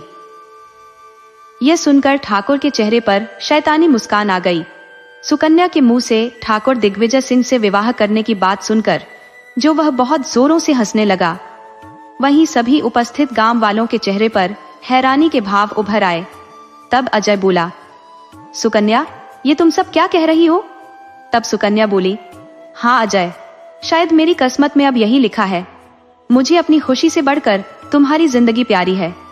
तब अजय बोला, सुकन्या, चाहे मेरी जान चली जाए, लेकिन इस कमीने को कभी भी अपने मकसद में कामयाब मत होने देना। ये सुनकर सुकन्या बोली, अजय, तुम में तो मेरी जान बसती है। सिया दीदी भी मुझे जान से प्यारी है। अगर तुम्हें कुछ हो गया तो मैं जीकर क्या करूंगी? तुम्हें खुश देखकर मैं खुश हूं। आज माता सावित्री का व्रत है। शायद आज के दिन भगवान ने हमें मिलाना नहीं दूर करना लिखा था। शायद यही मेरी किस्मत है। ये सुनकर सिया बोली, सुकन्या, ऐसा ना कर। तुझे पता है ना, इन सब से लड़ने के लिए तूने कितना संघर्ष किया है। ये सुनकर सुकन्या बोली, हाँ दीदी, सब पता है। ये भी पता है कि आपने मेरे लिए कितने दुख दर्द सहे हैं, कितनी तकलीफें सही हैं। लेकिन आज मुझे आपकी चिंता है। मुझे अपनी खुशी नहीं चाहिए। मुझे आप सब लोगों की खुशी में ही मेरी खुशी है। अजय की खुशी में ही मेरी खुशी है। ये कहकर सुकन्या ने अपने आंसू पोंछे और ठाकुर दिग्विजय सिंह की तरफ देखते हुए बोली, मैं तुमसे विवाह करने के लिए तैयार हूं। ये सुनकर ठाकुर दिग्विजय सिंह ने अपने एक आदमी को इशारा किया। वह आदमी थाल में रखे दुल्हन के जो वस्त्र लेकर आया। ठाकुर दिग्विजय सिंह ने उस आदमी को दुल्हन के कपड़े सुकन्या को देने के लिए कहा। यह देखकर सुकन्या की मां बोली, लाडो, ऐसा ना कर। अरे, पहले नरक से निकली थी, फिर से नरक में ना जा। तुझे मेरी सौगंध है। ये सुनकर सुकन्या बोली, नहीं मां, अब कुछ नहीं हो सकता। शायद मेरी किस्मत में ठाकुर की हवेली में घुट घुट कर जीना लिखा है। ये कहकर वह कपड़े लेकर जैसे ही आगे बढ़ने लगी, वहां उपस्थित सभी लोगों की आंखों में आंसू आ गए। तभी ठाकुर ने सोमती काकी को सुकन्या को तैयार करने के लिए और यह ध्यान रखने के लिए साथ भेजा कि सुकन्या कोई चालाकी न कर पाए। सोमती काकी सुकन्या को लेकर मंदिर के पिछवाड़े में बनी कोठरी में चली गई। कोठरी के बाहर ठाकुर दिग्विजय सिंह के आदमी पहरा देने लगे। तब ठाकुर दिग्विजय सिंह की बेटी रेणुका, जो काफी देर से जो गुस्से में इस सब को देख सुन रही थी, वह गुस्से में बोली, अरे, मेरे को तो तुझे बापू कहने में भी शर्म आती है। लेकिन एक बात याद रखना, तुम्हारा ये पाप ज्यादा दिन तक नहीं चलेगा। तेरे जैसे घटिया इंसान को मैंने आज तक नहीं देखा। मेरा बस चले, ना तो तेरे को जिंदा नहीं छोड़ूं। अपनी बेटी की बात सुनकर ठाकुर गुस्से में बोला, अरे छोरी, अपनी जबान को लगाम दे, वरना जान से हाथ धो देगी। मेरा माथा ना खा। ये सुनकर विमला ने रेणुका को चुप रहने का इशारा किया और कहा, बेटी, अब तो आगे भगवान ही कुछ कर सकेगा। सुकन्या की मां रोते हुए जोर जोर से कहने लगी, हे माता रानी, तुम्हारी आंखों के सामने कैसा अन्याय हो रहा है। अब तो माता रानी रहम कर। मेरी बेटी कितनी परीक्षाओं से गुजरेगी। मेरे वर्षों का इंतजार का यह फल दिया तूने। पल पल मैंने तुम्हें याद किया है। हे माता रानी, मेरी बेटी की रक्षा कर। और आज मेरे को यही दिन दिखाना था, तो इससे पहले मुझे उठा क्यों नहीं लिया? ये कहकर सुकन्या की मां फूट फूट कर रोने लगी। सिया की आंखों में भी आंसू थे। आज उसे वर्षों की तपस्या मिट्टी में मिली हुई नजर आ रही थी। वहीं विमला काकी रोते हुए सोच रही थी, काश उसने अपनी बेटी की जिंदगी बचाने के लिए सुकन्या से जाकर मदद नहीं मांगी होती, तो आज सुकन्या की जिंदगी बर्बाद होने से बच जाती। गांव के सभी लोग सुकन्या की मदद तो करना चाहते थे, लेकिन ठाकुर के डर की वजह से कोई भी आगे नहीं आ रहा था। कुछ ही देर में सोमती काकी सुकन्या को दुल्हन की तरह सजाकर कोठरी से बाहर लेकर आ गई। सुकन्या को दुल्हन के भेष में सजी देखकर ठाकुर दिग्विजय सिंह के चेहरे पर शैतानी मुस्कान आ गई। ठाकुर दिग्विजय सिंह सुकन्या को घूर घूर कर देख रहे थे। वहीं वहां उपस्थित गांव वाले और सुकन्या के घर वालों की आंखों में आंसू आ रहे थे। तब सुकन्या की मां सुकन्या के बापू भीमा की तरफ देखते हुए बोली, अरे, तुम्हें अब भी जरा सा भी रहम नहीं आया? फिर से अपनी बेटी को इस नरक में धकेलते हुए तुझे जरा भी शर्म नहीं आती? बाप हो या कसाई, चुप रहो। लेकिन मैं चुप नहीं बैठूंगी, तुम ही चुप रहो। भीमा, जो हमेशा से इस रूढ़िवादी परंपरा को मानता था और हमेशा से सुकन्या को इस वजह से नफरत भी करता था कि वह उसकी इज्जत को माटी में मिलाकर भाग गई थी, लेकिन आज उसे अफसोस हो रहा था। उस दिन उसकी बेटी को उसने तो नरक में धकेल दिया था, लेकिन आज उसकी बेटी उस नरक से निकलकर कितनी खुश है। आज उसकी बेटी उसके माथे का कलंक नहीं, उसके माथे का ताज बन गई है। आज भीमा की बेटी जिस मुकाम पर है, उसके बारे में सुन और सोचकर ही भीमा को गर्व महसूस हो रहा था। आज उसी बेटी की वजह से सारे गांव वाले सुख की रोटी खा रहे हैं, जिसने हर घर में खुशियों का बसेरा किया था। आज भीमा को सुकन्या पर गुस्सा नहीं, प्यार आ रहा था और गर्व महसूस हो रहा था। तब भीमा आगे बढ़ा और गुस्से में ठाकुर से बोला, ठाकुर, तेरी मनमानी अब नहीं चलेगी। सुकन्या मेरी बेटी है और मेरे जीते जी मेरी बेटी को नरक की आग में मैं नहीं झोंकने दूंगा। और अपने बापू के मुंह से यह बात सुनकर सुकन्या की आंखों में आंसू आ गए। आज वह अपने बापू का नया ही बदला हुआ रूप देख रही थी। भीमा की बात सुनकर ठाकुर जैसे ही गुस्से में आगे बढ़ा, तब सिया, विमला काकी, रहीम काका, रेणुका सब वहां आ गए और बोले, हाँ, हम हमारी बेटी के साथ अब कुछ बुरा नहीं होने देंगे। ये देखकर ठाकुर का गुस्सा 7वें आसमान पर पहुंच गया। उसने अपने आदमियों को इशारा किया। उसके आदमी जैसे ही हाथ में लाठी लेकर उन्हें मारने के लिए आगे बढ़े, तभी गांव की औरतें आ गईं और बोली, ठाकुर, तेरा राज अब नहीं चलेगा। सुकन्या हम सबकी बेटी है, उसके साथ गलत कुछ नहीं होगा। औरतों को इस तरह आगे आए देखकर गांव के पुरुषों ने डर की वजह से सभी औरतों को चुप रहने के लिए कहा। तभी गांव की औरतें गुस्से में कहने लगी, अब और गलत नहीं होगा। आज सुकन्या के साथ जो हो रहा है, कल हमारी सबकी बेटियों के साथ भी होगा। अरे, कुछ ना कर सको तो मर्द होकर तो चूड़ी पहन लो अपने हाथों में। गांव की औरतों ने गुस्से में गांव के लोगों से कहा। सब लोगों के चेहरे पर ठाकुर के प्रति गुस्से के भाव आ गए। तभी पूरे गांव के लोगों ने कहा, अब ये रावण राज नहीं चलेगा। सुकन्या और अजय बाबू हमारे लिए भगवान है, भगवान। हम उनका और अपमान नहीं सहन करेंगे। सारे गांव वालों को और सभी लोगों को अपने विरोध में उठते देखकर ठाकुर दिग्विजय सिंह के पैरों तले जमीन खिसक गई। वहीं सुकन्या और अजय के चेहरे पर मुस्कान आ गई। सारे गांव वाले जो ठाकुर दिग्विजय सिंह से डर की वजह से जो सांस भी नहीं ले पाते थे, आज वही गांव वाले अजय और सुकन्या के द्वारा दी गई हिम्मत की वजह से ठाकुर के सामने डटकर खड़े थे। ठाकुर दिग्विजय सिंह अपने आदमियों की मदद से गांव वालों पर हमला करवाता है, उससे पहले सारे गांव वाले उसके आदमियों पर टूट पड़ते हैं। ठाकुर दिग्विजय सिंह काफी घबरा गया। तभी अचानक गोलियां चलने की आवाज आई। गोलियों की आवाज सुनकर सभी लोग एक जगह खड़े हो गए। तब ठाकुर गुस्से में बोला, खबरदार, जो किसी और ने हंगामा करने की कोशिश की। ठाकुर दिग्विजय सिंह के हाथ में बंदूक देखकर सभी गांव वाले वहीं खड़े रह गए। तब ठाकुर दिग्विजय सिंह सुकन्या का हाथ पकड़कर उसे घसीटते हुए बोला, अब कोई तेरी मदद नहीं कर सकेगा मुझसे बचाने के लिए। याद कर ले अपने भगवान को जितना याद करना है। तभी रेणुका ठाकुर दिग्विजय के सामने आ गई और बोली, बापू, जो जुल्म अब तक किए हैं अब नहीं होगा।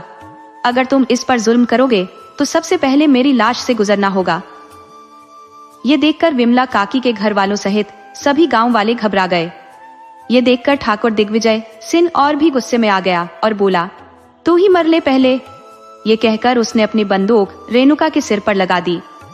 ये देखकर सभी गांव वालों के पैरों तले जमीन खिसक गई और कोई सोच भी नहीं सकता था ये बाप है या कसाई जो अपने स्वार्थ के लिए, अपने हवस की पूर्ति के लिए अपनी बेटी को जान से मारना चाहता है। वह भला किसका सगा हो सकता है। तभी अजय ने गुस्से में अपने आप को उसके आदमियों से छुड़ाया और ठाकुर दिग्विजय सिंह पर झपट्टा मार दिया। जैसे ही ठाकुर दिग्विजय सिंह के लोग अजय पर झपटते, उससे पहले एक आवाज आई, जो जहां है वहीं पर चुपचाप खड़ा हो जाए। ये आवाज सुनकर सभी की नजरें उस आवाज की तरफ मुड़ गईं, तो देखा सभी लोग यानी मंदिर का सारा इलाका पुलिस कर्मियों ने चारों तरफ से घेर रखा था। तभी पुलिस इंस्पेक्टर पंडित राम प्रसाद उपाध्याय आगे आए और सुकन्या के पास आकर बोले, जय हिंद मैडम, कैसी हैं आप, ठीक तो है ना। ये सुनकर सुकन्या बोली, उपाध्याय जी, मैं बिल्कुल ठीक हूँ और ये वह महान शख्स दिग्विजय सिंह है और ये इसके महान चेले। सुकन्या ने ठाकुर और उसके आदमियों की तरफ इशारा करते हुए कहा। तब पंडित राम प्रसाद उपाध्याय ने अपने पुलिस कर्मियों को इशारा करके उन्हें गिरफ्तार करने के लिए कहा। पुलिसकर्मी आगे बढ़कर ठाकुर दिग्विजय सिंह को गिरफ्तार कर पाते, उससे पहले ही ठाकुर दिग्विजय सिंह बोला, तेरे को पता है ना मैं कौन हूँ? यह सुनकर एक जोरदार तमाचा ठाकुर के गाल पर जड़ते हुए सुकन्या ने कहा, अच्छे से पता है तो कितना बड़ा घटिया कमीना इंसान है।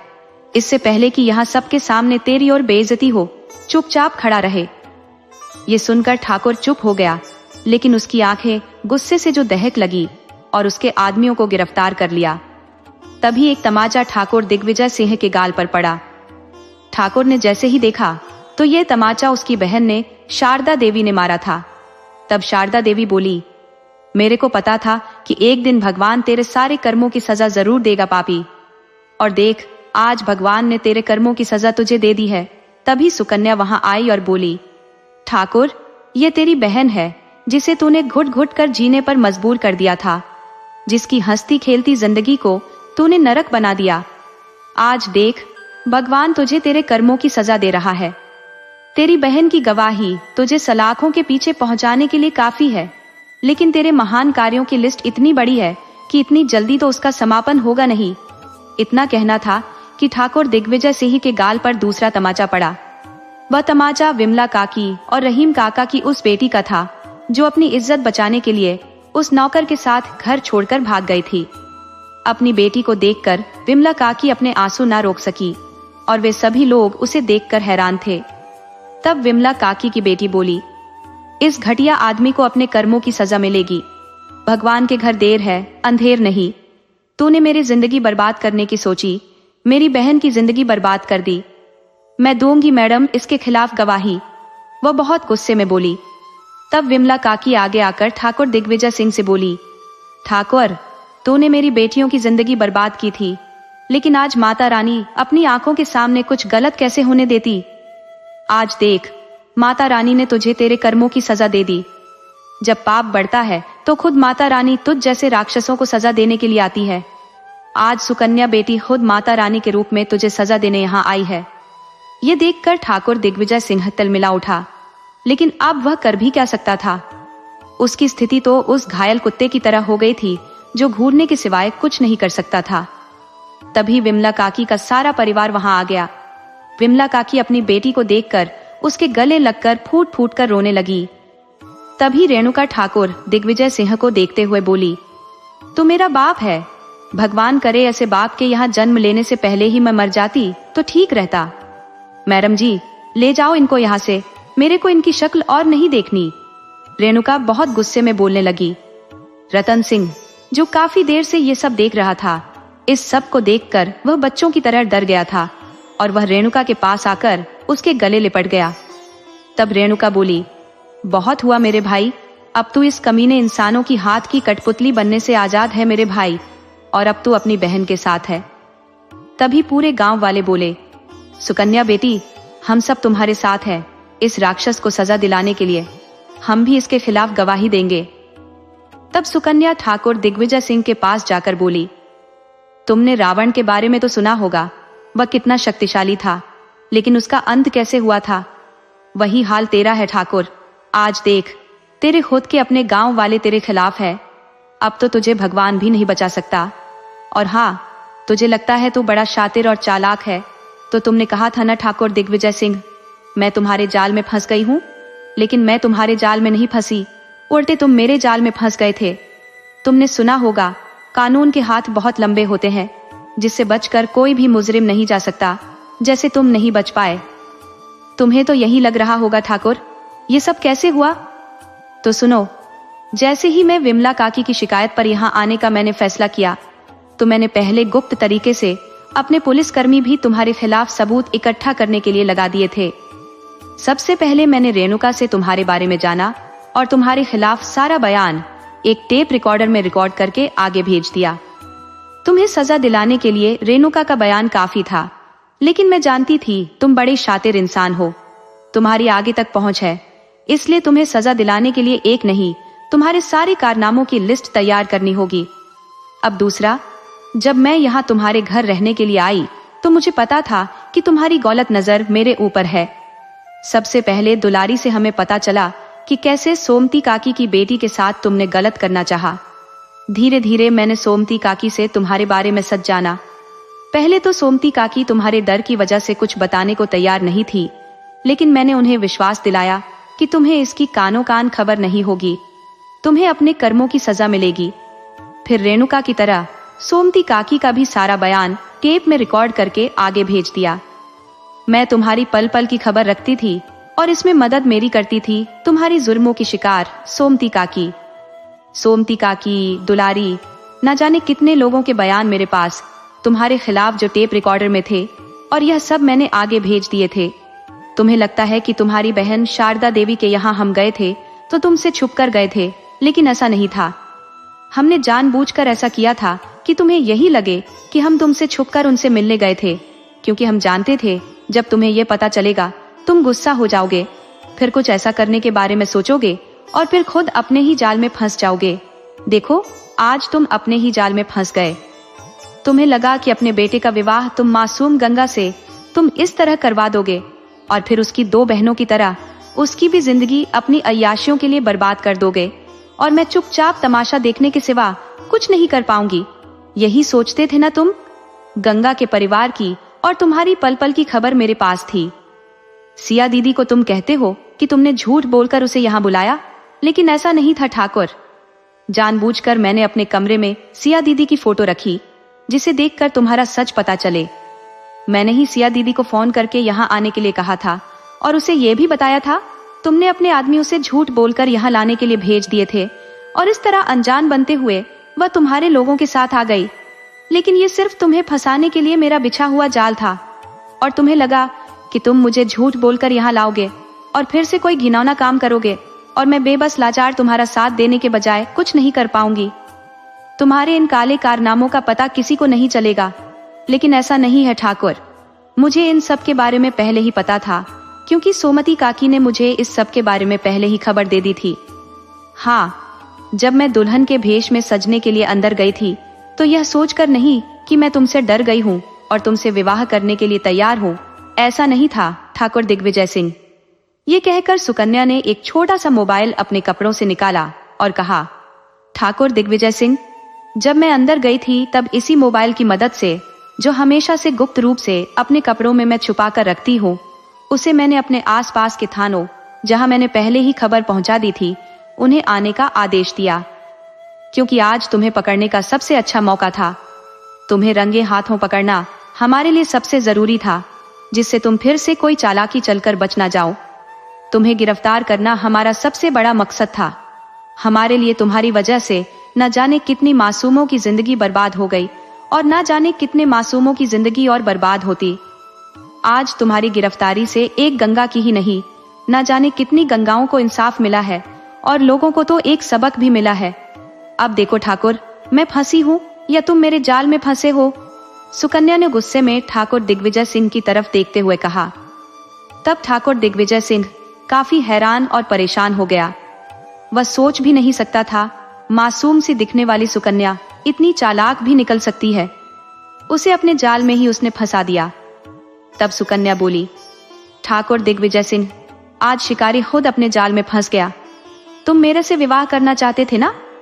मेरा विवाह तो होगा, लेकिन तुमसे नहीं ठाकुर।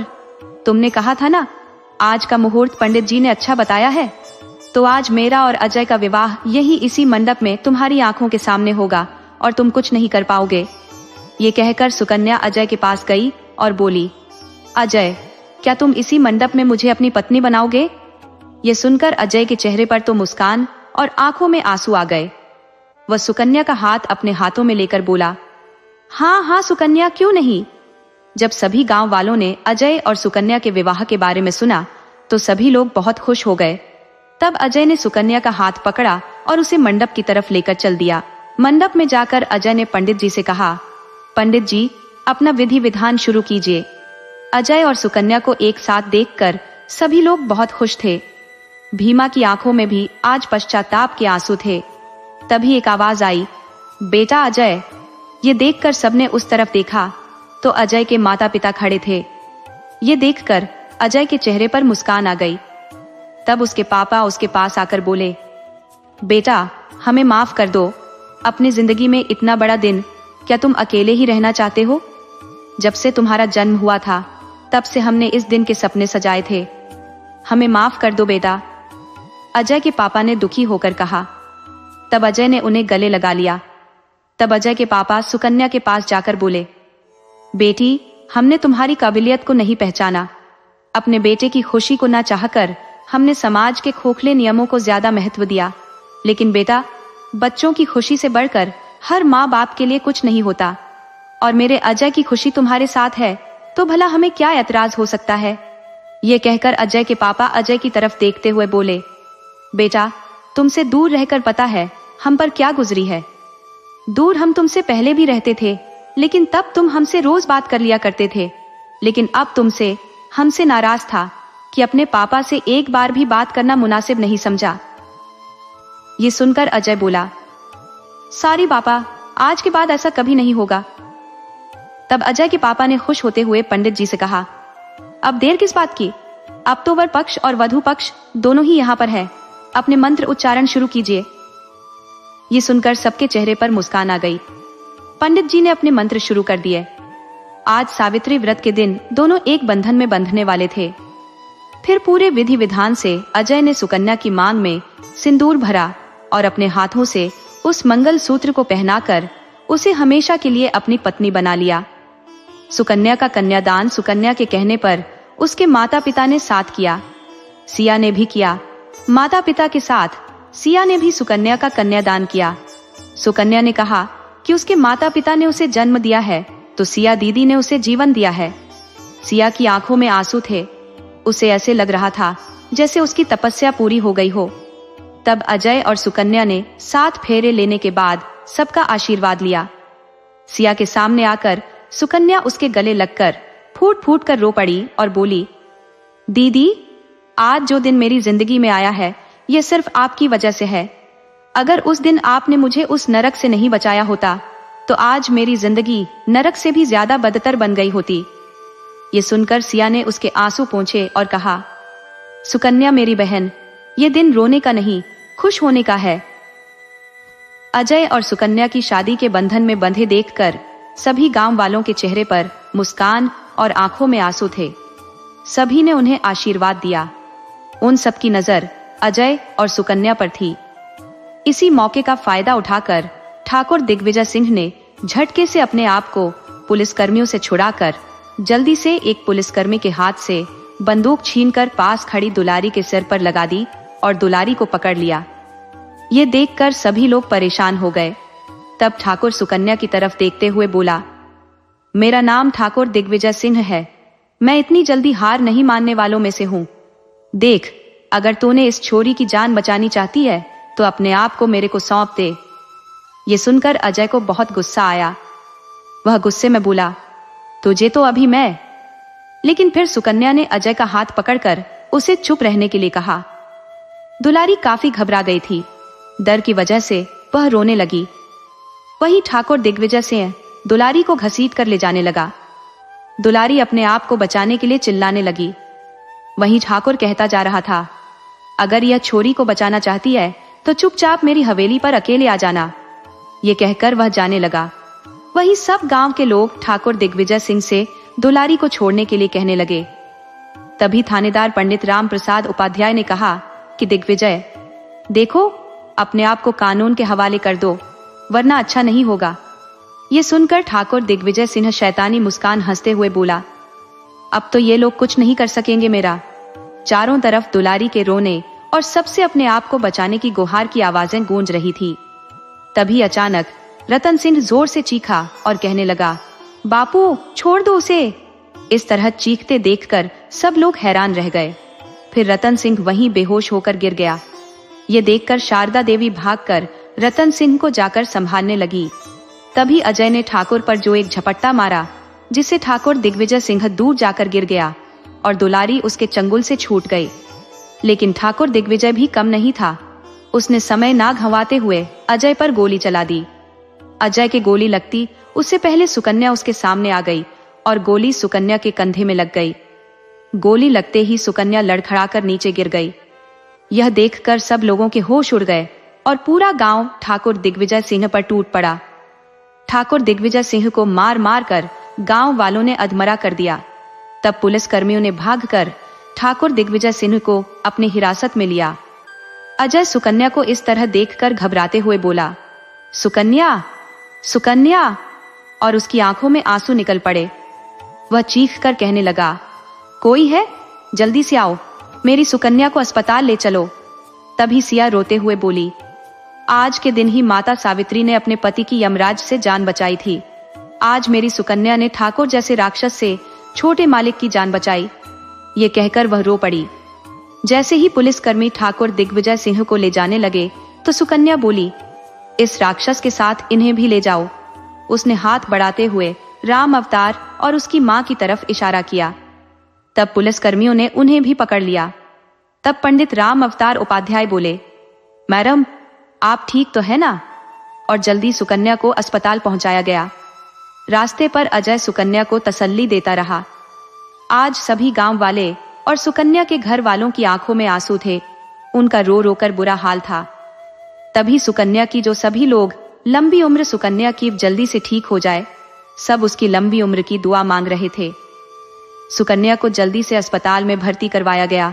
उधर रतन सिंह को भी अस्पताल में भर्ती करवाया गया।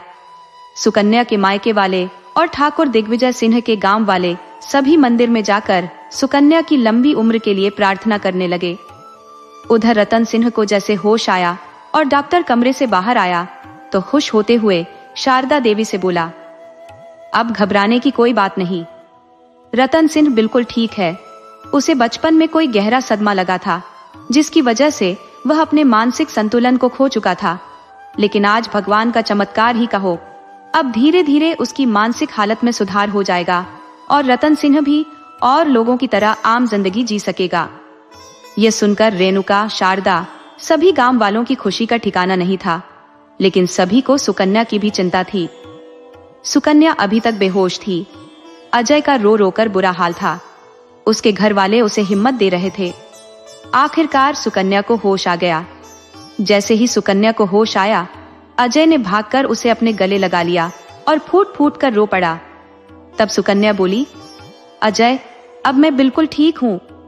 तब अजय उसका चेहरा अपने दोनों हाथों में लेकर बोला, सुकन्या, कभी मुझे छोड़कर जाने की सोचना भी मत, वरना मैं मर जाऊंगा। ये सुनकर सुकन्या ने उसके मुंह पर हाथ रख दिया और बोली, नहीं अजय, ऐसा नहीं बोलते। मैं हूं ना तुम्हारे साथ, मैं तुम्हें कभी छोड़कर नहीं जाऊंगी। ये सुनकर अजय ने सुकन्या के गले लगकर फूट फूट कर रो पड़ा। तभी धीरे धीरे सुकन्या पूरी तरह ठीक हो गई। उधर कानून ने सभी को गांव के आधार पर और ठाकुर दिग्विजय सिंह की उम्र को देखते हुए उसे उम्र कैद की सजा सुनाई। वहीं राम अवतार और उसकी मां को 5 साल की सजा सुनाई। ठाकुर दिग्विजय सिंह को सजा मिलते ही गांव वालों ने चैन की सांस ली। ठाकुर रतन सिंह की देखभाल दुलारी करती थी। इसी तरह दुलारी ठाकुर रतन सिंह से प्रेम करने लगी और रतन सिंह की मानसिक हालत भी धीरे धीरे जो ठीक होने लगी और एक दिन वह बिल्कुल ठीक हो गया। सभी गांव वालों की उपस्थिति में दुलारी और रतन सिंह का विवाह हो गया। सुकन्या के गांव वालों और ठाकुर रतन सिंह के गांव वालों ने सौगंध खाई कि अब वो लोग इस कुप्रथा की आड़ में अपनी बेटियों की जिंदगी बर्बाद नहीं करेंगे, उन्हें पढ़ाएंगे, उनके उज्जवल भविष्य को बनाएंगे। यह देखकर सुकन्या बहुत खुश हो गई। सुकन्या ने इस प्रथा के खिलाफ जाकर गंगा की जिंदगी ही नहीं, न जाने कितनी गंगाओं की जिंदगी बचाई थी, जिसके लिए सरकार द्वारा उसे कई मेडल और पुरस्कार दिए गए। साथ में ही उसे प्रमोशन दिया और उसके साथ ही 5 लाख रुपए की धनराशि भी दी और उसका प्रमोशन बढ़ गया। सुकन्या की ख्याति चारों तरफ फैल चुकी थी। सब कुछ ठीक ठाक चल रहा था। सुकन्या अपने ससुराल में खुश थी। वहीं सुकन्या के ससुराल में अब सिया भी उनके साथ रहती थी, लेकिन एक नौकरानी की हैसियत से नहीं, बल्कि एक परिवार के सदस्य के रूप में। वहीं सुकन्या को ससुराल और मायके दोनों का प्यार मिल रहा था। जीवन में हमेशा याद रखना, अन्याय के खिलाफ आवाज उठाना ही सच्ची शक्ति है। एक व्यक्ति की बहादुरी कई जिंदगियां बचा सकती है। हर किसी को इंसाफ मिलता है, बस थोड़ा धैर्य और हिम्मत चाहिए। अगर आपको यह कहानी पसंद आई हो तो कृपया हमारे चैनल को सब्सक्राइब करें, वीडियो को लाइक करें और शेयर करें। राधे राधे।